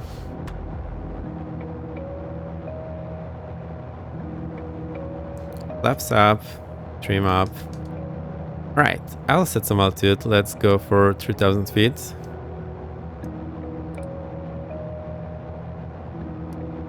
I'll turn the autopilot on. How do we do that? We actually need to go into some mode now first. So that's heading mode. And go into vertical speed mode. Let's see what it earned. 1300, so I'll reduce that a bit. To 1000. And I will get the heading opposite way, so we will get on the localizer. And we'll try the approach in a moment.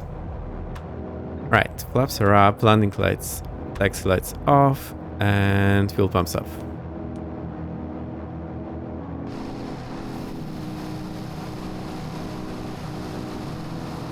Right. I will keep in this view and take a short break.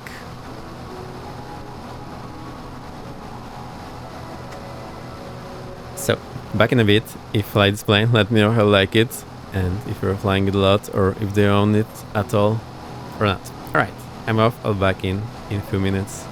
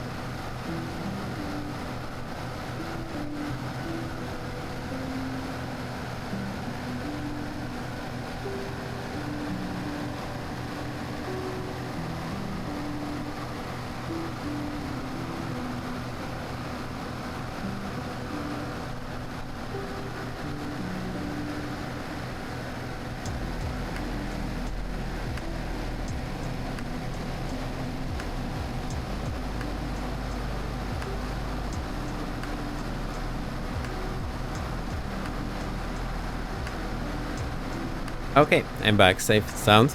I see the aircraft is still flying, so we have that going.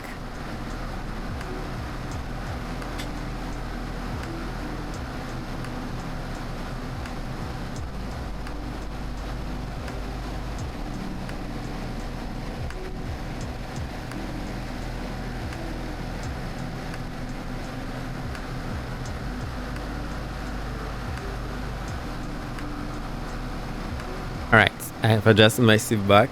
It should be fine now. Cool, the plane is going. We are back here.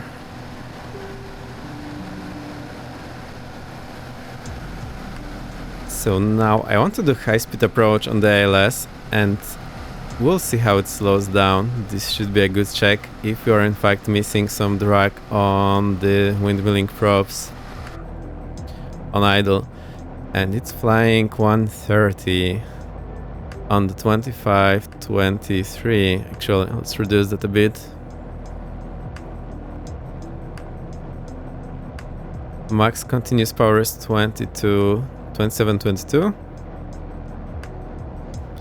It has leveled at 3000 feet, so that's nice.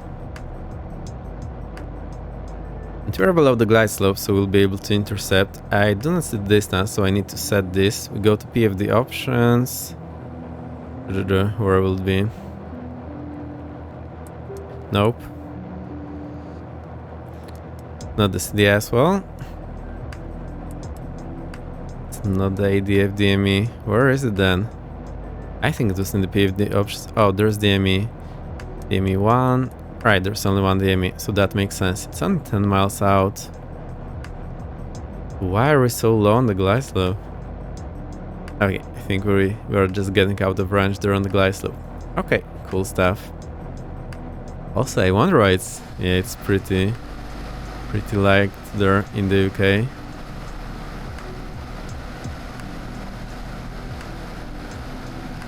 And there's the airports. And there's the F-18. Going below ground, not anymore.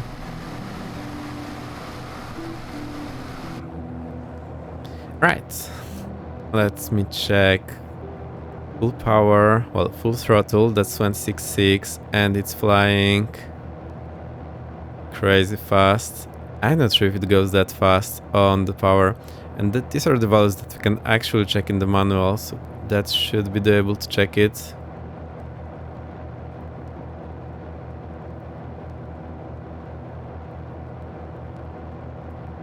What I also like is that I need slightly different inputs for the probe to have the same values. It's nice because the aircraft, well, they are not even, so we need slightly different inputs. Or maybe I'm just imagining things, maybe they are the same actually. 135. I would say that's maybe a bit fast, but we'll need to check it with the manual.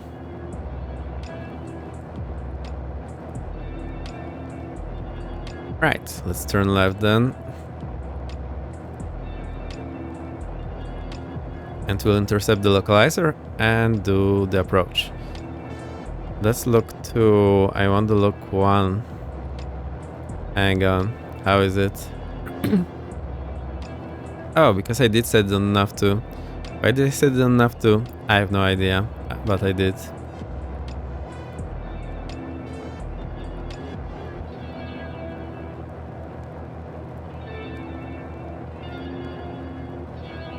Also, the real aircraft doesn't have the flight director shown on that G1000, G950, simply because it's all contained with the autopilot, but I'm not sure how easy it is to get rid of this one here.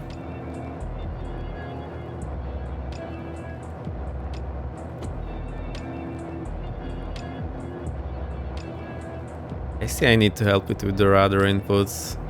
Well, the autopilot is 2-axis, it doesn't have rudder inputs.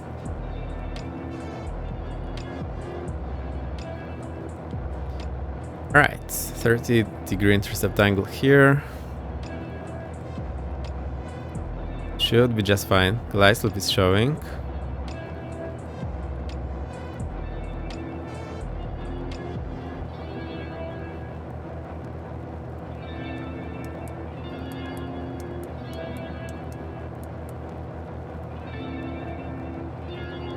I'm waiting until this to start moving.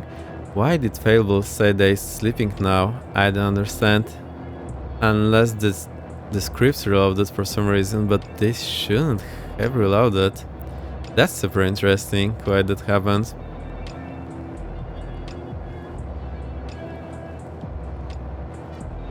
Right. Guys are alive. I can hit the nav, so it should intercept it, and I can hit the approach now, so it will arm the approach mode.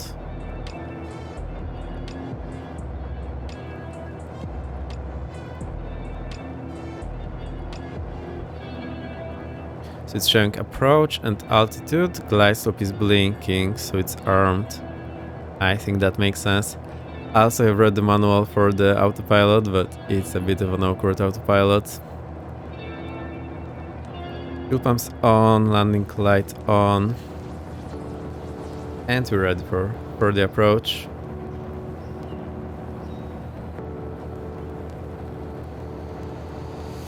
Okay, let's see how this looks.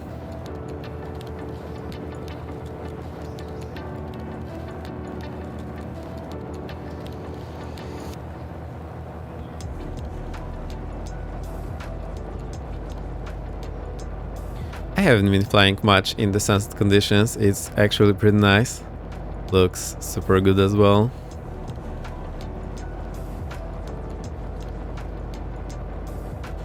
Okay, there's a runway there. Glide slope is still up, not moving yet. We are at 3000. And its max continuous power is giving 135 knots. I will need to have a look again at the manual, compare those numbers.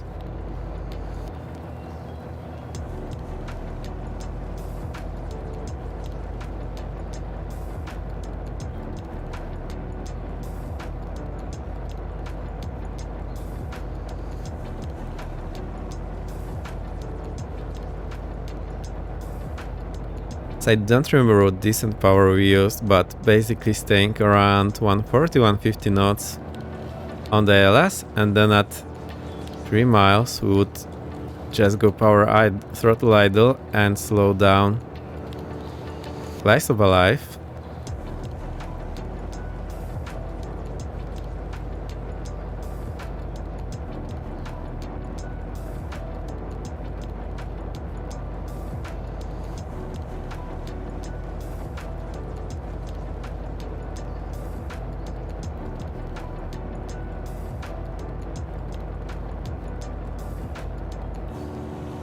Right, glide slope is on the first dot.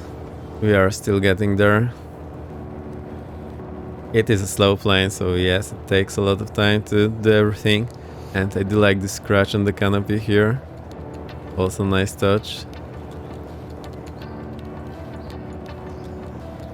Right, it should intercept the glide slope now. It's actually in the glide slope mode. We have approach and glide slope. It's trimming the aircraft.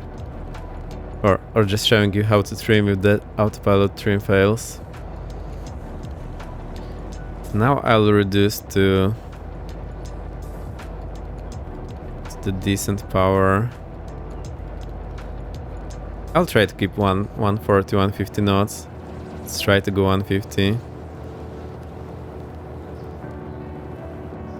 I don't remember what speed we kept at the approach. Was it 140 or 150? Hard to tell. What will be the power with the full throttle? Let's see there. 145. Alright, so I think that's the speed we should be keeping. Around 145, 150. And we are 6 miles, so I think we'll slow down at 3 miles. And then by touchdown we should be fully configured.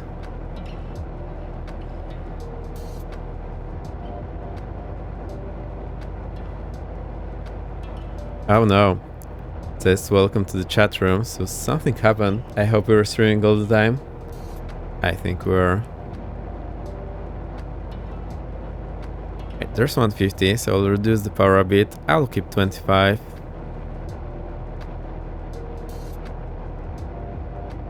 Maybe a bit less. 24. 24 should be better.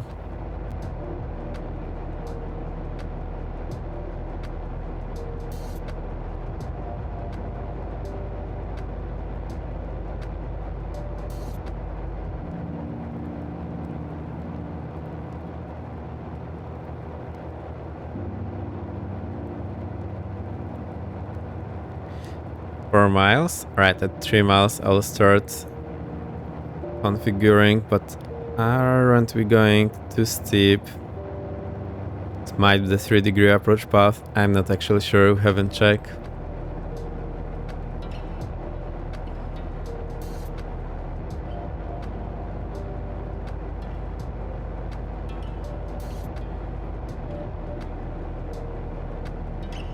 Alright, 3.2 miles, so let's do it now. Also looks about right. Throttle idle. And now we should have the windmilling props, so we should slow down pretty fast. And I did forget the speed for the flaps, first stage of flaps. I think it was 115 or 112 for the gear as well. Landing gear operation 122. Alright, flaps 1, gear down.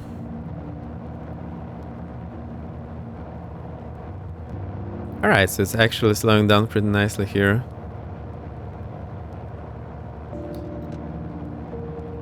Flaps full.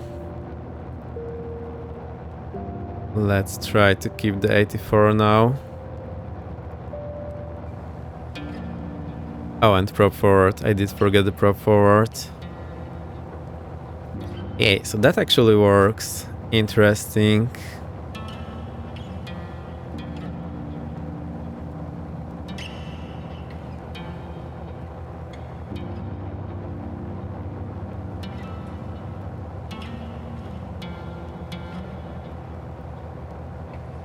Hey, good stuff. So it's flying pretty well until you lose the engine. Then everything goes crazy. So we can do that now, because why not?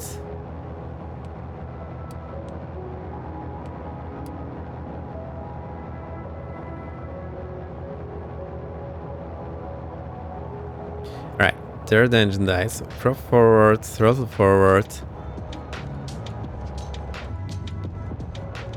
Gear up, flaps takeoff. I need a lot of rudder. Disconnect the autopilot. Right, flaps up all the way. Need to keep 84 so we're able to control it even. Left leg dead, left engine dead, left throttle, idle, left prop, feather. That's it for now. Yeah, I will enable the fail, but next time I still wasn't very confident, but at least I see we should be able to do that. And there is very slim performance margin in this aircraft, as you can see. So you need to be quick about it and do the right thing and stop descent, whatnot, and keep the speed. Go around. Yeah, we are doing that. Right, reduce the power on the working engine. That's 27. 22. Numbers are super small, but then I like this view a bit better as far as I can see around. Right, left field off. Fuel pump on the working engine. Oh, kill the fuel pump and ignitions on the dead engines. And now we need to climb, which is a bit of a struggle. I forgot to reset the heading back.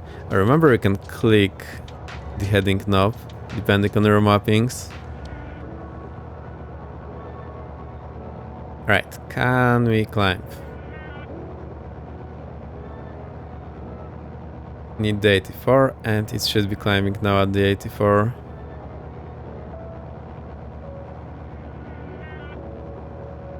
It's not climbing. Why? Do I have too much rudder?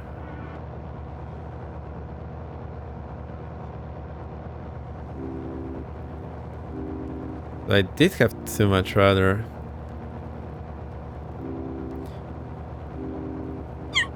Nicotine. Gifting stuff to Dead Zombie. Thank you. Dead Zombie 2 months. Welcome. Very nice to have you. Thank you, Nicotine.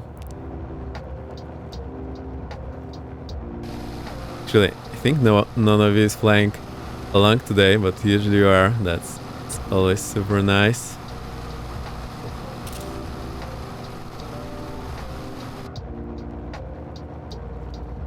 Everyone is here. Right, what's up with my climb? I am struggling with this more than I should be. What pitch do you need? Alright, let's try to find out. Somewhere. Right, we are running out of space here.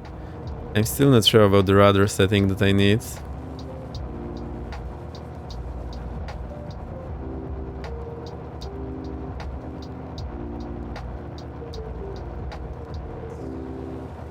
Not great. It was climbing before. Alright, let's go full power.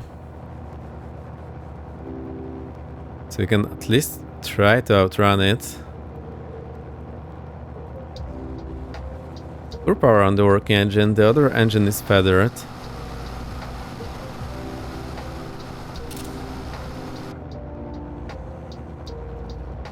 And it's not looking great. Do I need more rudder? Less rudder? How do you know?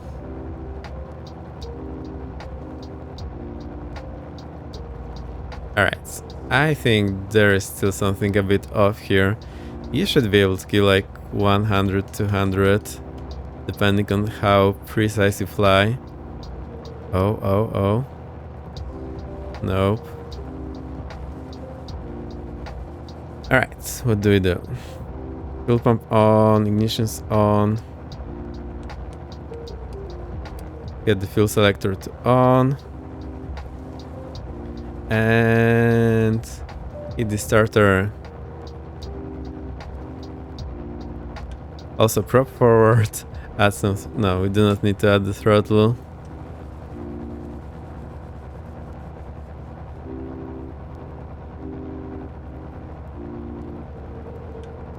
Okay, great. Now it doesn't want to start.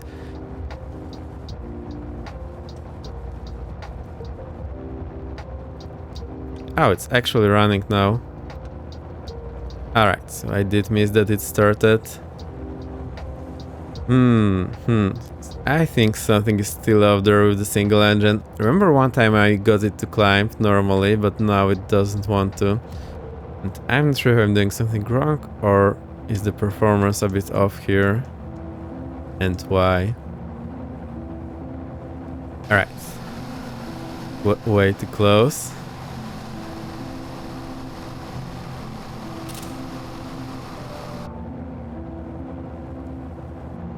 Get this landing light off and fuel pumps off.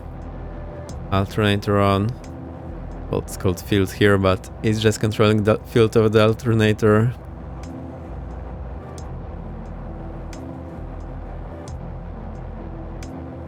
Also have these lights here, but they will just shine at something that you're holding in your hand, which we, as you can see, do not have here. Right, the sunset is looking pretty nice, but our climb on single engine wasn't. And the way I remember it, it wasn't that much of a struggle to keep it level. It was a bit of a struggle to keep it in a climb, but to keep it level, it really wasn't.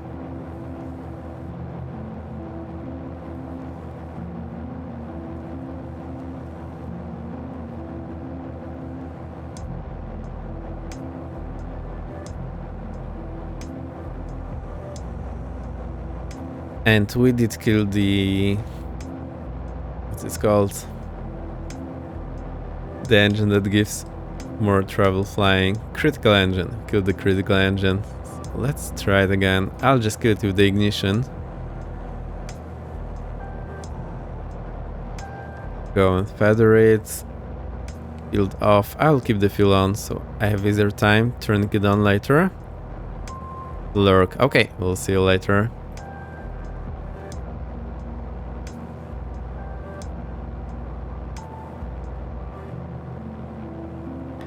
Let's find out about this climb. How much rudder do I need? So let's try with the bar just touching the arrow here.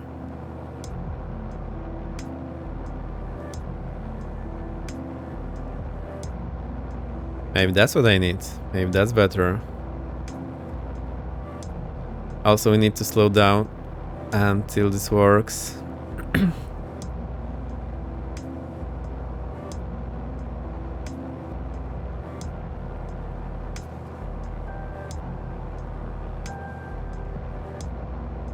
Slowing down.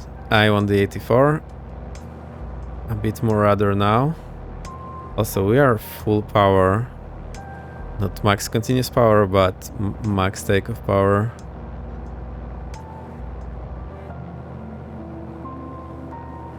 So, I will just reduce to max continuous power.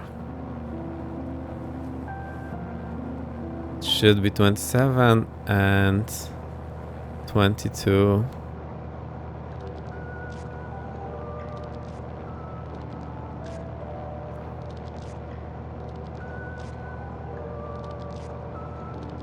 Alright, let's say that's the max continuous power, and we should be climbing now at 84 knots. Still need to slow down by a few knots. And we have the bank towards the live, slide bank towards the live engine and not changing the heading. That tells me the rudder input is most probably correct here. Maybe it's still too much. Let's try a bit less.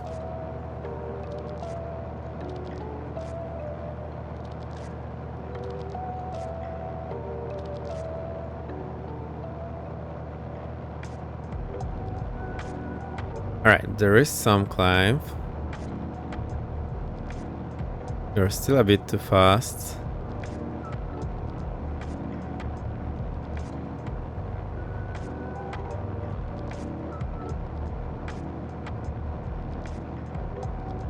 I think the pitch of 5 degrees is what will do the job.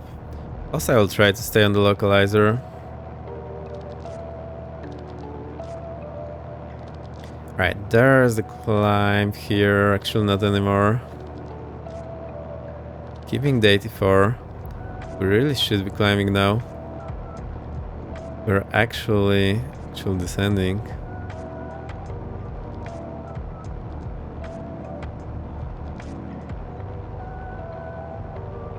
Too much rudder, not enough rudder. How do I even tell? I think we need more rudder.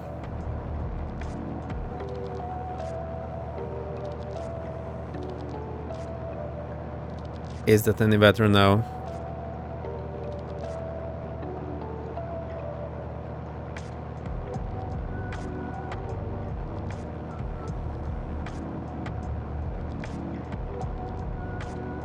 Okay, so I think the single engine performer still needs a bit of a touch here to make it work properly. Also, there is still a chance I'm doing something wrong, but doesn't feel very wrong.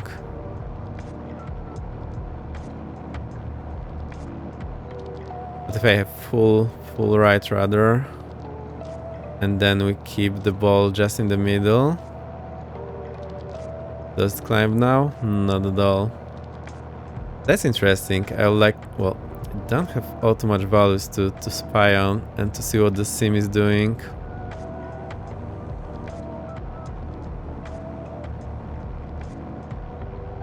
That's interesting because I managed to get some climb early on. Maybe that was just some thermal or whatnot. Falco with the sub. Thank you. Whoop whoop. Yeah, we have to pull up. Thank you, Falco. Very nice to have you here. Also, we need a shout out for you.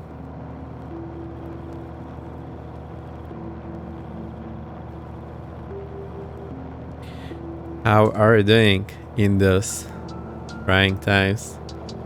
You're flying Tecnam. It has been updated, and I'm checking if everything works, but still not everything is there as I want.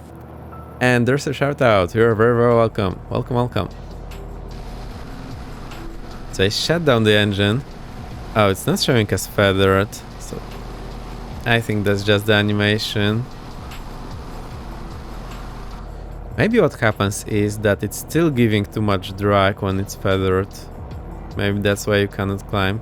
To at 2160 now. Let's see if we can gain anything.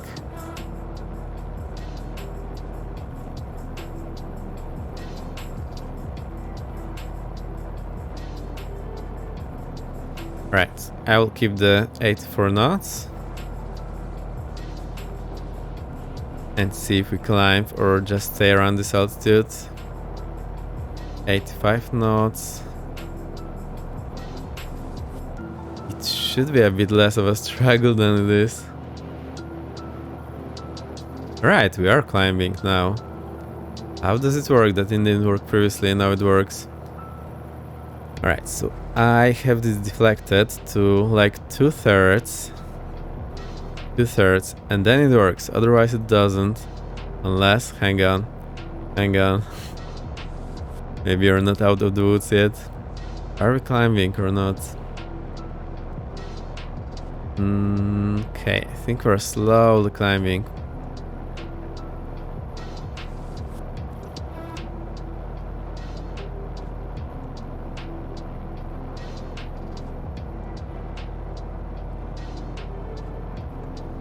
Not anymore. So we gained 200 feet and that seems to be it. Now I don't climb anymore.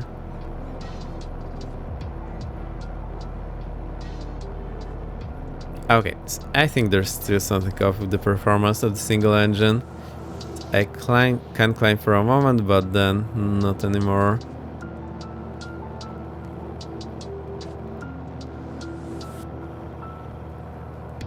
Actually.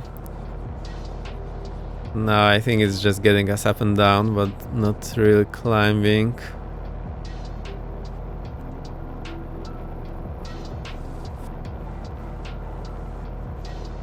I'll try a bit more rather, see if that helps.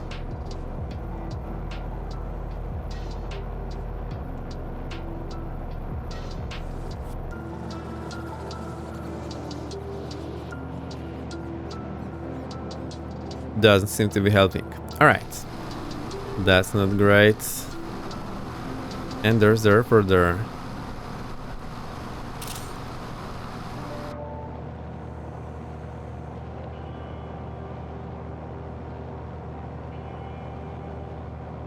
Oh, no climb. You are basically all the time at the same altitude.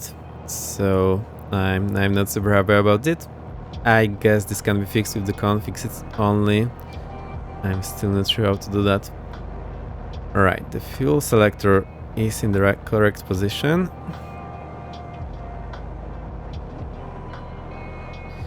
Get the fuel pump on, ignition on. Let's see how this works now. So I will move the prop forward. And this immediately unfeathering the prop. That's not how it works on this plane. It will actually, you need to turn the starter to unfeather the prop. That's another thing that is off. I'm not sure how easily it can be fixed.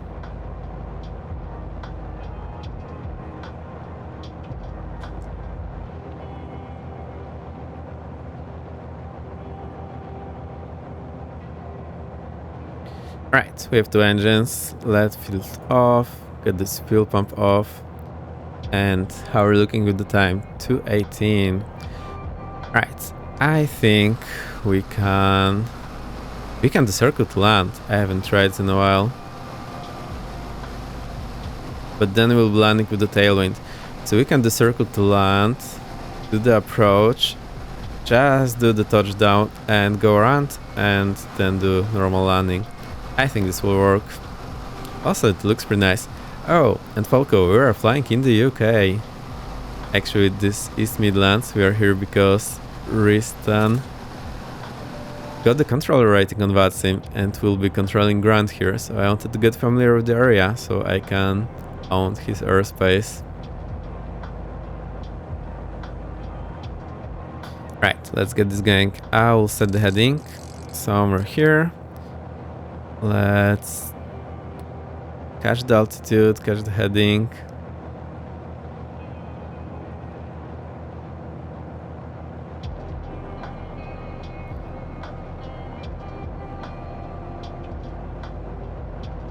Alright, we stay on this heading and I'll hit the approach mode. Hidden now. I think it will go to the heading and keep it.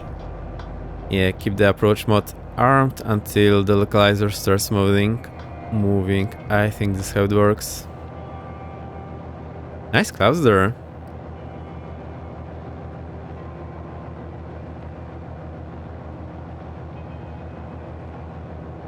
Okay, I think we'll be flying this aircraft more. I need to get more familiar with it again. But in the meantime, I'll see what we can do about the performance tweaks. Other than that, seems pretty okay so far. And also there's the emergency gear extension, which I can show you. Gotta head out to a meeting. Thanks for letting me hang out. You are very welcome. And thanks for hanging out as well. Enjoy your meeting, I hope. We'll see you next time. Bye bye. Alright, we are just keeping this weird altitude. I will descend. So we are at 3000. We are on the localizer now.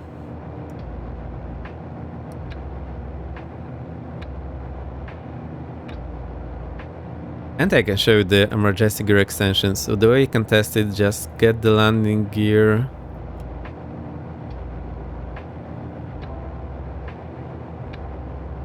I think if you pop the landing gear breaker, it messes up with the landing gear indication here.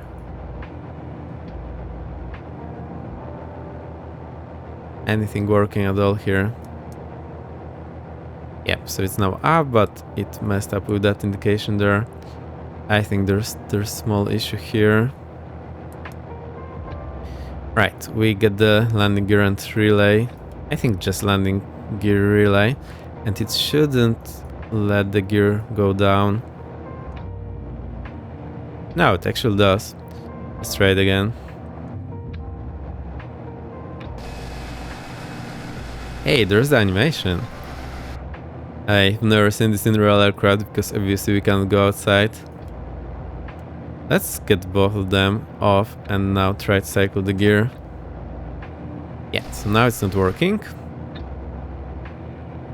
And we can go to this panel here.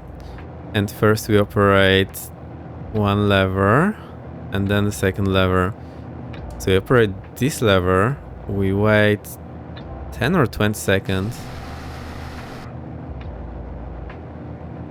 Oh, and you can see the cockpit lights here, and that's super nice.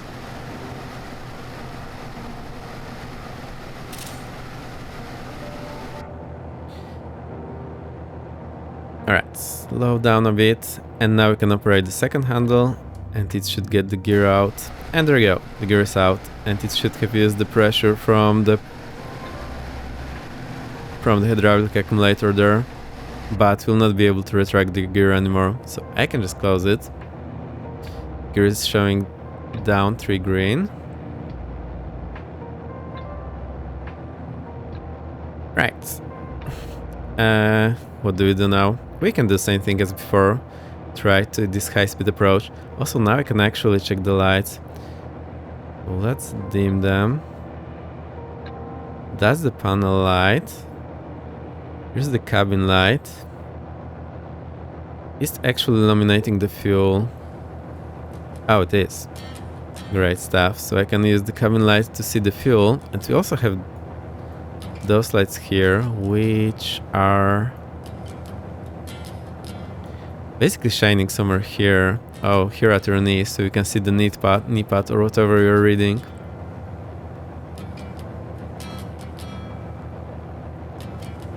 The only bit, as you remember earlier, was I didn't really see the fuel selectors, so I can go full cabin lights and then I see the fuel selector.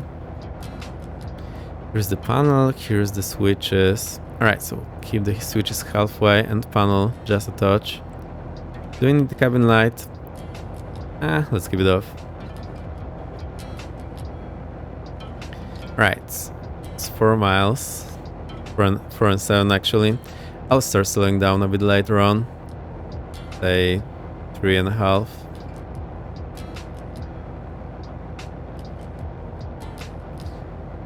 M004, welcome, very nice to have you here.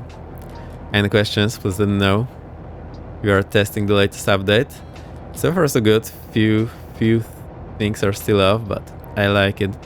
You were on a gadget stream earlier on. Not today, but yeah, I have been on gadget stream at some point, and we had a raid from gadget. I'm watching gadget whenever I have a chance, but there's so many people there, I don't always get a chance to watch everyone. Thank you for the follow. Very nice, heavy on board. Welcome, welcome. Right, that's 3 miles, so I'll go through to Lidl. And 122, we can extend the gear and first notch of flaps. So that's slowing down pretty nicely now. I think at the lower speed, this wing milling prop is not giving enough drag. So it seems to be giving enough drag on higher speed, but not on the lower. Actually, we had the gear down. I forgot we did it a bit too fast. Right, flaps. Flaps takeoff. Speed check, flaps landing. Add the power to keep 84.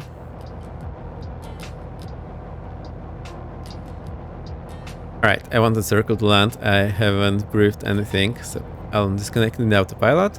We'll do 45 to the left. Keep 1000 feet maybe.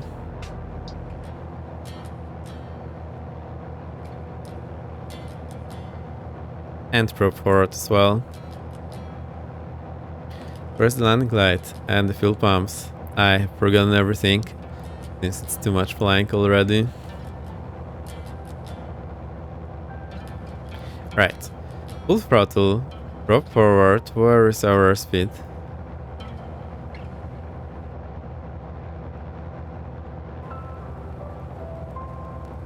Go to the downwind leg, and then it basically is one turn traffic pattern. So I think you should be familiar with by now. I think the problem is with the flaps. We just want the takeoff flaps, not the full flaps. That's why you couldn't accelerate. Alright, that's looking better now.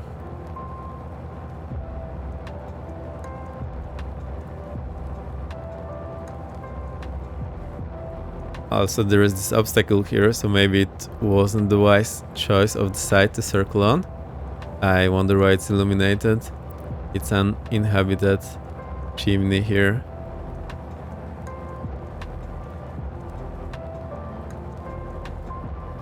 Right, reduce the speed, slow down a bit.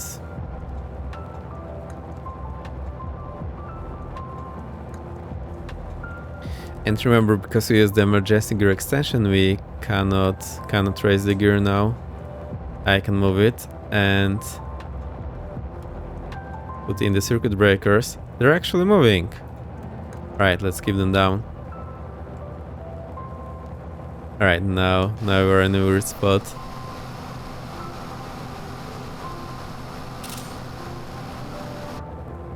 Let's put those breakers in so we have the gear down.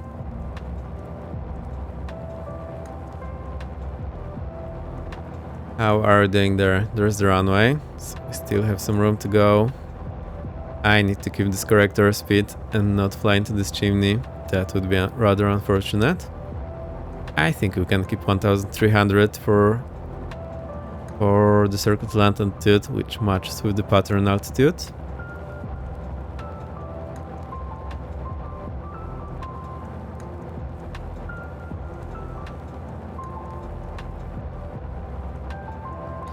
Alright, I cannot keep the airspeed somehow today. Why is that?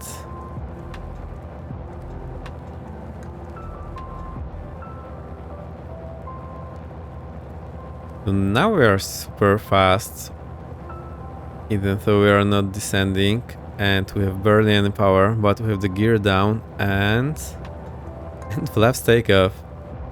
To maybe expect a bit more power here. I'm not sure.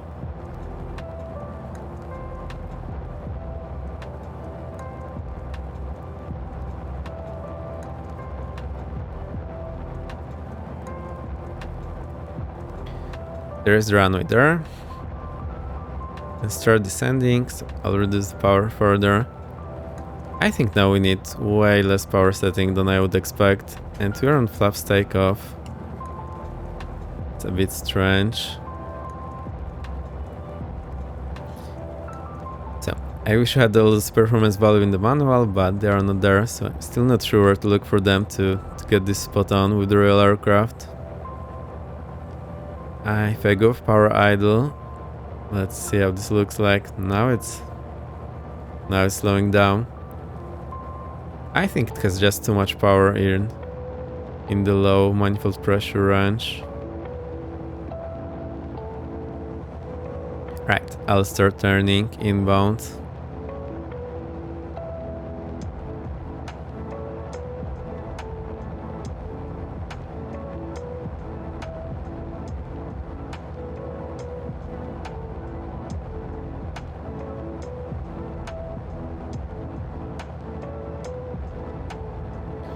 And cheating a bit because I see it there on the Garmin. Right, we are high, so throttle idle, flaps full. And we'll do touch and go here. I'll just touch it at full power and try to climb out. But I will need to raise the flaps to the full flaps. Let's see how's the descent rate now. Alright, that's pretty nice. I was complaining about this before. Now it seems... Alright, maybe it's not steep enough. Maybe I would expect a bit more. So, I'm not keeping the speed, so let's try to keep the speed.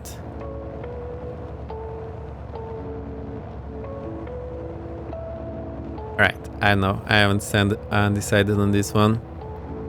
Add some power. We have crossing from the right, so I need left rudder and right aileron.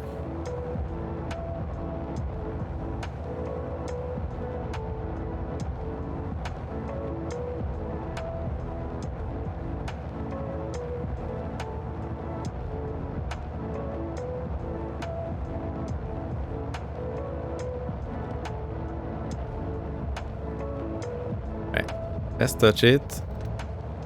Full power. Now we should be able to lift off, but we'll have a hard time climbing. It here, flaps up one notch. Now we should be able to accelerate. Also, I have this full rudder, so let's get wind correction and get rid of the rudder. And now we're climbing. Alright, reduce the power, 27, 22.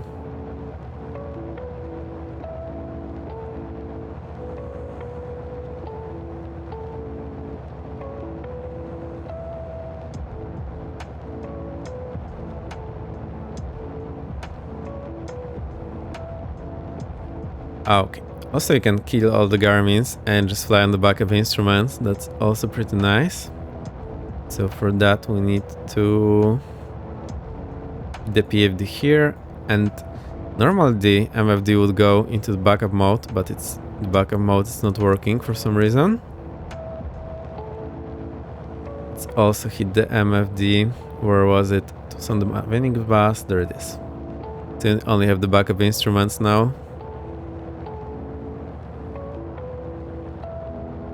Actually, you can just kill all the electricity. Oh, what's up with the lamp? Oh, I think that's the emergency lamp.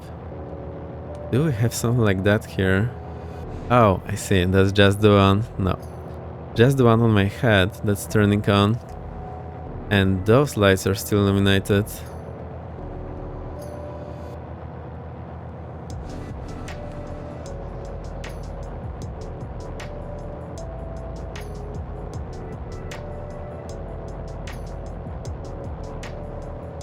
Hang on, I want them off.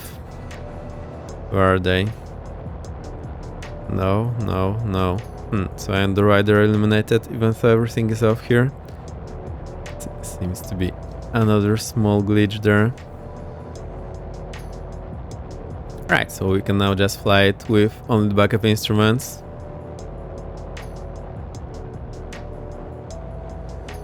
I'll get prop forward and just try to control to the throttle. And there's our tired little aircraft. Flaps up, I forgot to do that.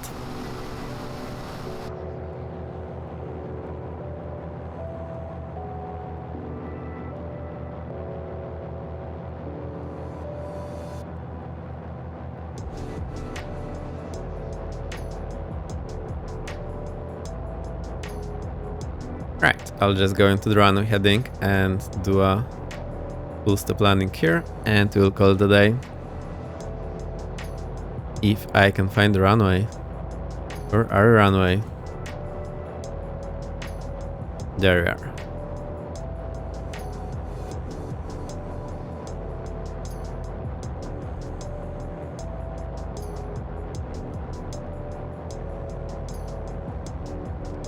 Alright, it should be pretty steep now. The runway is just behind there. So throttle idle, check the speed, flaps, take off, flaps full. We have the gear down and locked.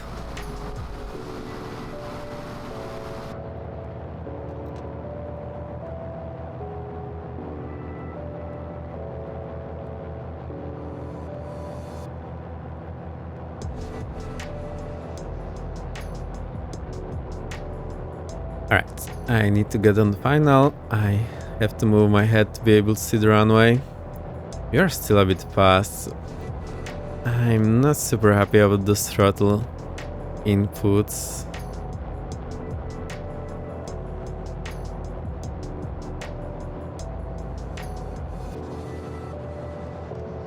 Right, if I go throttle idle, then it's slowing down, but if I go just anything above, it just flies like crazy.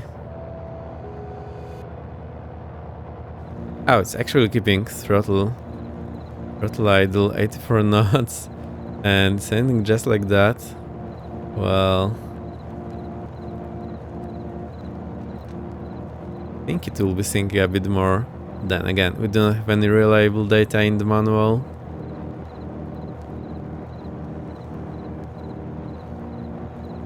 Get on the final here. We have crosswind from the left, so I need right rudder, left aileron.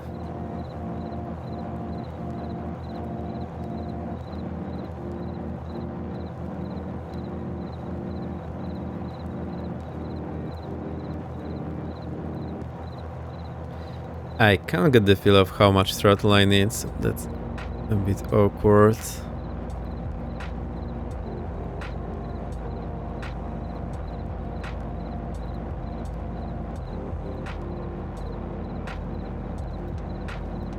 Still a bit too fast.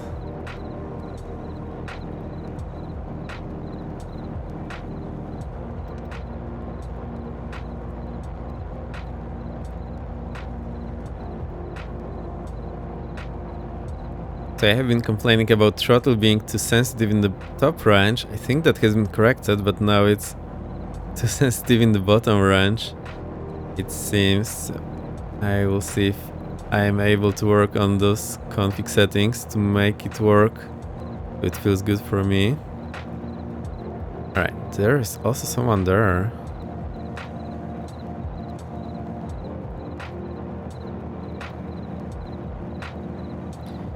Airspeed is looking okay. We're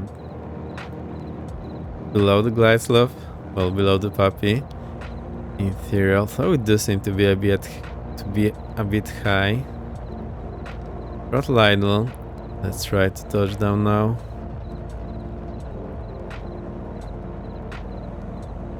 Alright, that wasn't great at all.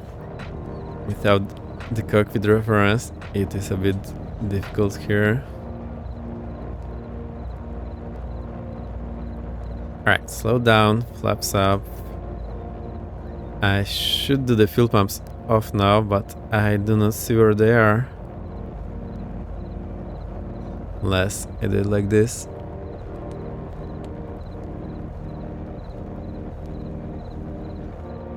Actually, I think I have the binding for the light on my Bravo. I forgot that I did that. Yeah, I do. Great stuff. So let's vacate here and try to find the place we started today and park the aircraft there. Right, taxiing here in the night won't be easiest thing in the world. I think that's the exit taxiway to the opposite end. So that didn't work very well. Anyway, we can make a sharp turn left here.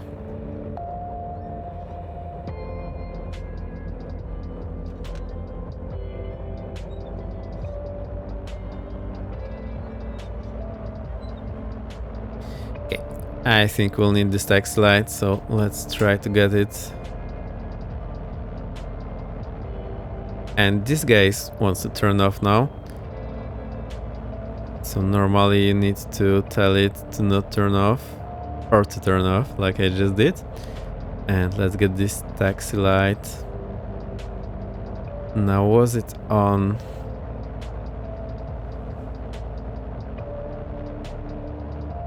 Okay, I think I need everything back on.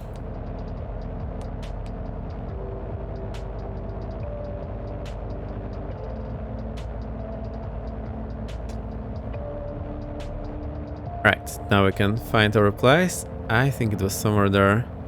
Actually, let's have a look at the chart.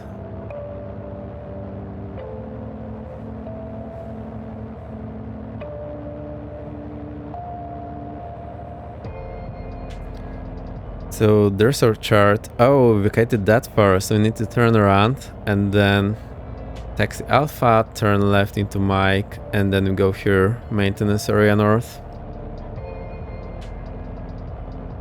Alright, so let's turn around here.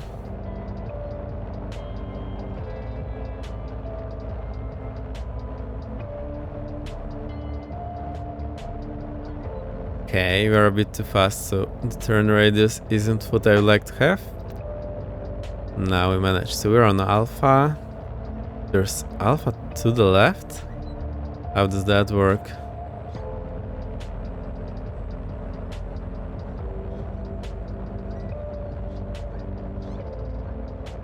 Also, I want to check the autopilot master off. Let's see. Alright, so it's now off and P2 hit off. Alright, we got a bit fast here on taxi. That's Quebec to the left. Still not our exit. Next there is November and Mike.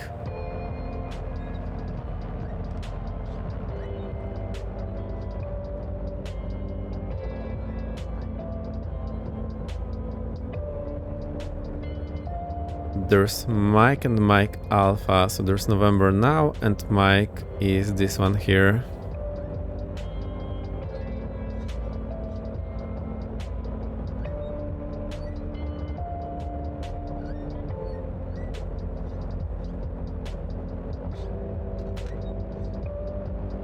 Okay, and then we need to turn still in the moment, not yet. Will it be the exit right here? Yeah, I think that's the one. Yeah, that's looking correctly. We're not going all the way to the car park, but just a bit on the left. There is signature here.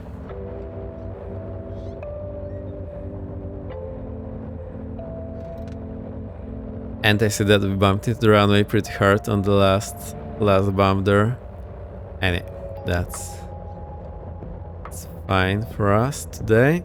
And we'll just park here. The floating lights, I think, are the light poles without the light poles. Right. Let's get everything off then. Parking brakes set. All electric devices are off, I believe. Show taxi light. Oh wait, we need to get all this off. And finally, kill the engine. So we turn off the ignitions. Right, that's Miss Fizz restarting everything because of the logbook that doesn't pop up. And build off. I think we're good. Turn this guy off. Alright. Why is the light here not turning off? That's very intriguing.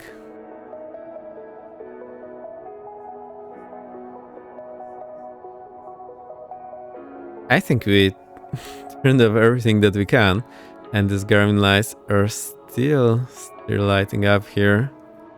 I don't even know how to control this. The switches aren't. Let's have a look. The switches are in the off, all of them. This alt off. So I think it should be should be light up, but well, it is. Right. That's end of the flight today.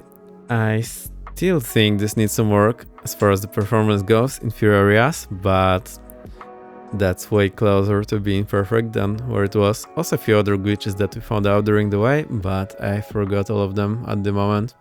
We will find out later. I'll try to make a new list of what glitches are still here. Anyway, that's looking better and better. And that's our plane, but we cannot see anything.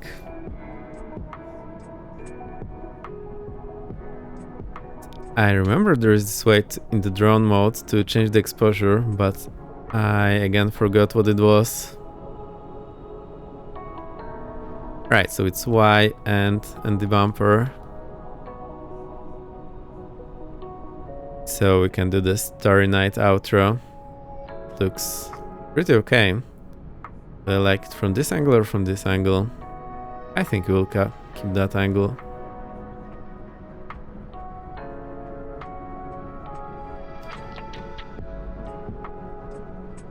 And the props, they do stop in different positions, so that's also a nice touch here. I do like that. Right, I'll get the uke out and the bass out and play the outro for you, and then we will go trade someone. If you can, please stick out for the ride. It will take like 5-10 minutes. Right, I need to disappear for a second and unlock my chair, and then I'll playing back for you.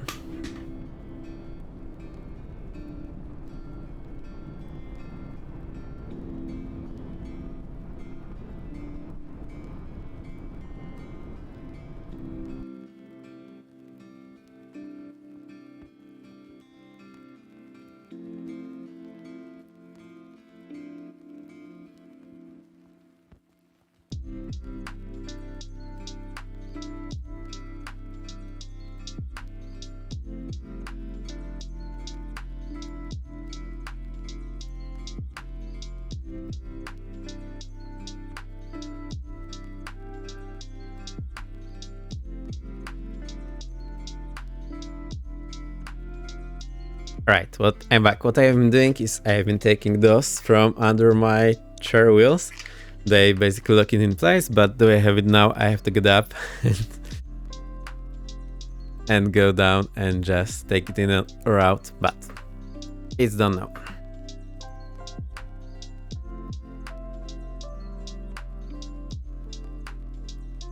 Let me start the birds and kill the music. Oh, that went a bit too fast. Right, the guitar. I need to connect the guitar, so just a second.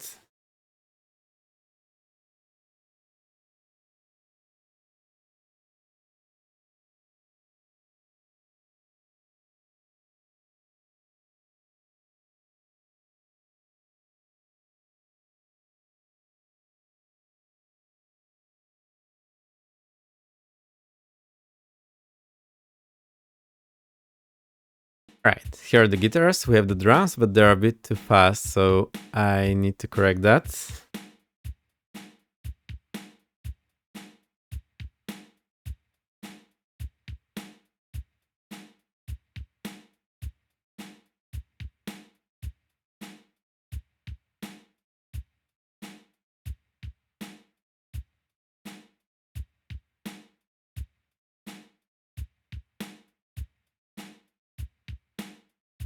Okay, I think this will work.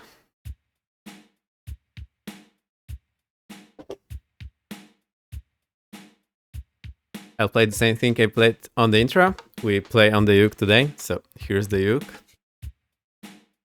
Tiny little beam.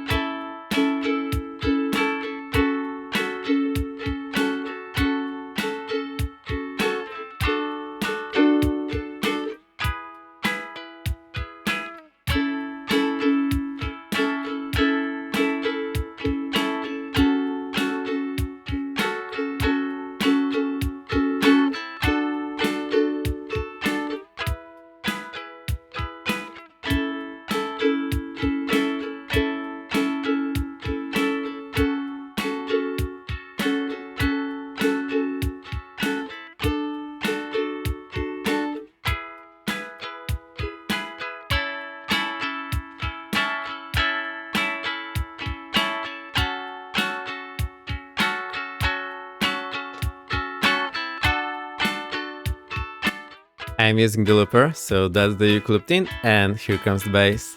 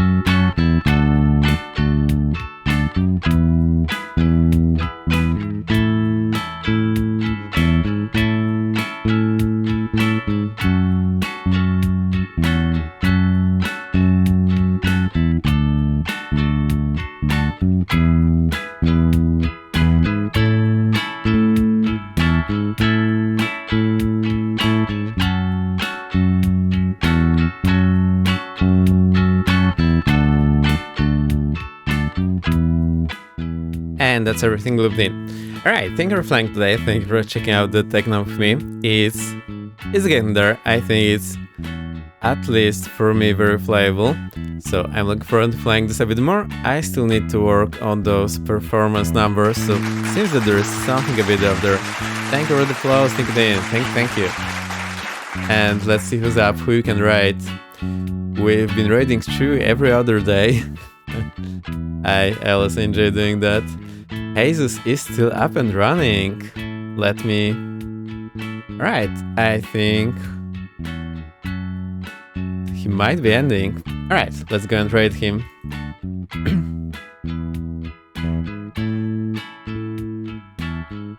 Even if it's just the end, go and say hi.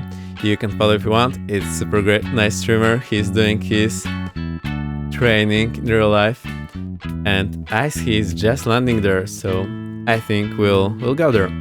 No, I need to read out everyone first. So who do we had? Who did we have today?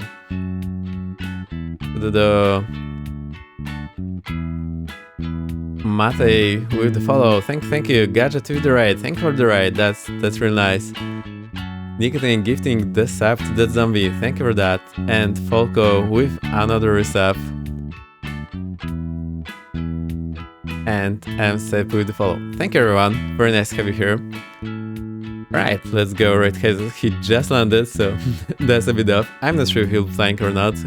We'll just say hi and maybe go to another ride. It should be fun. Next stream will be Thursday 17th June as usual. I'll let you know a bit early what we're doing in the Discord. So, I'll see you then. I'll go to dance scene. Thank you again for coming. It's been great having you. I had a lot of fun flying today, and I'll see you next time. Bye bye!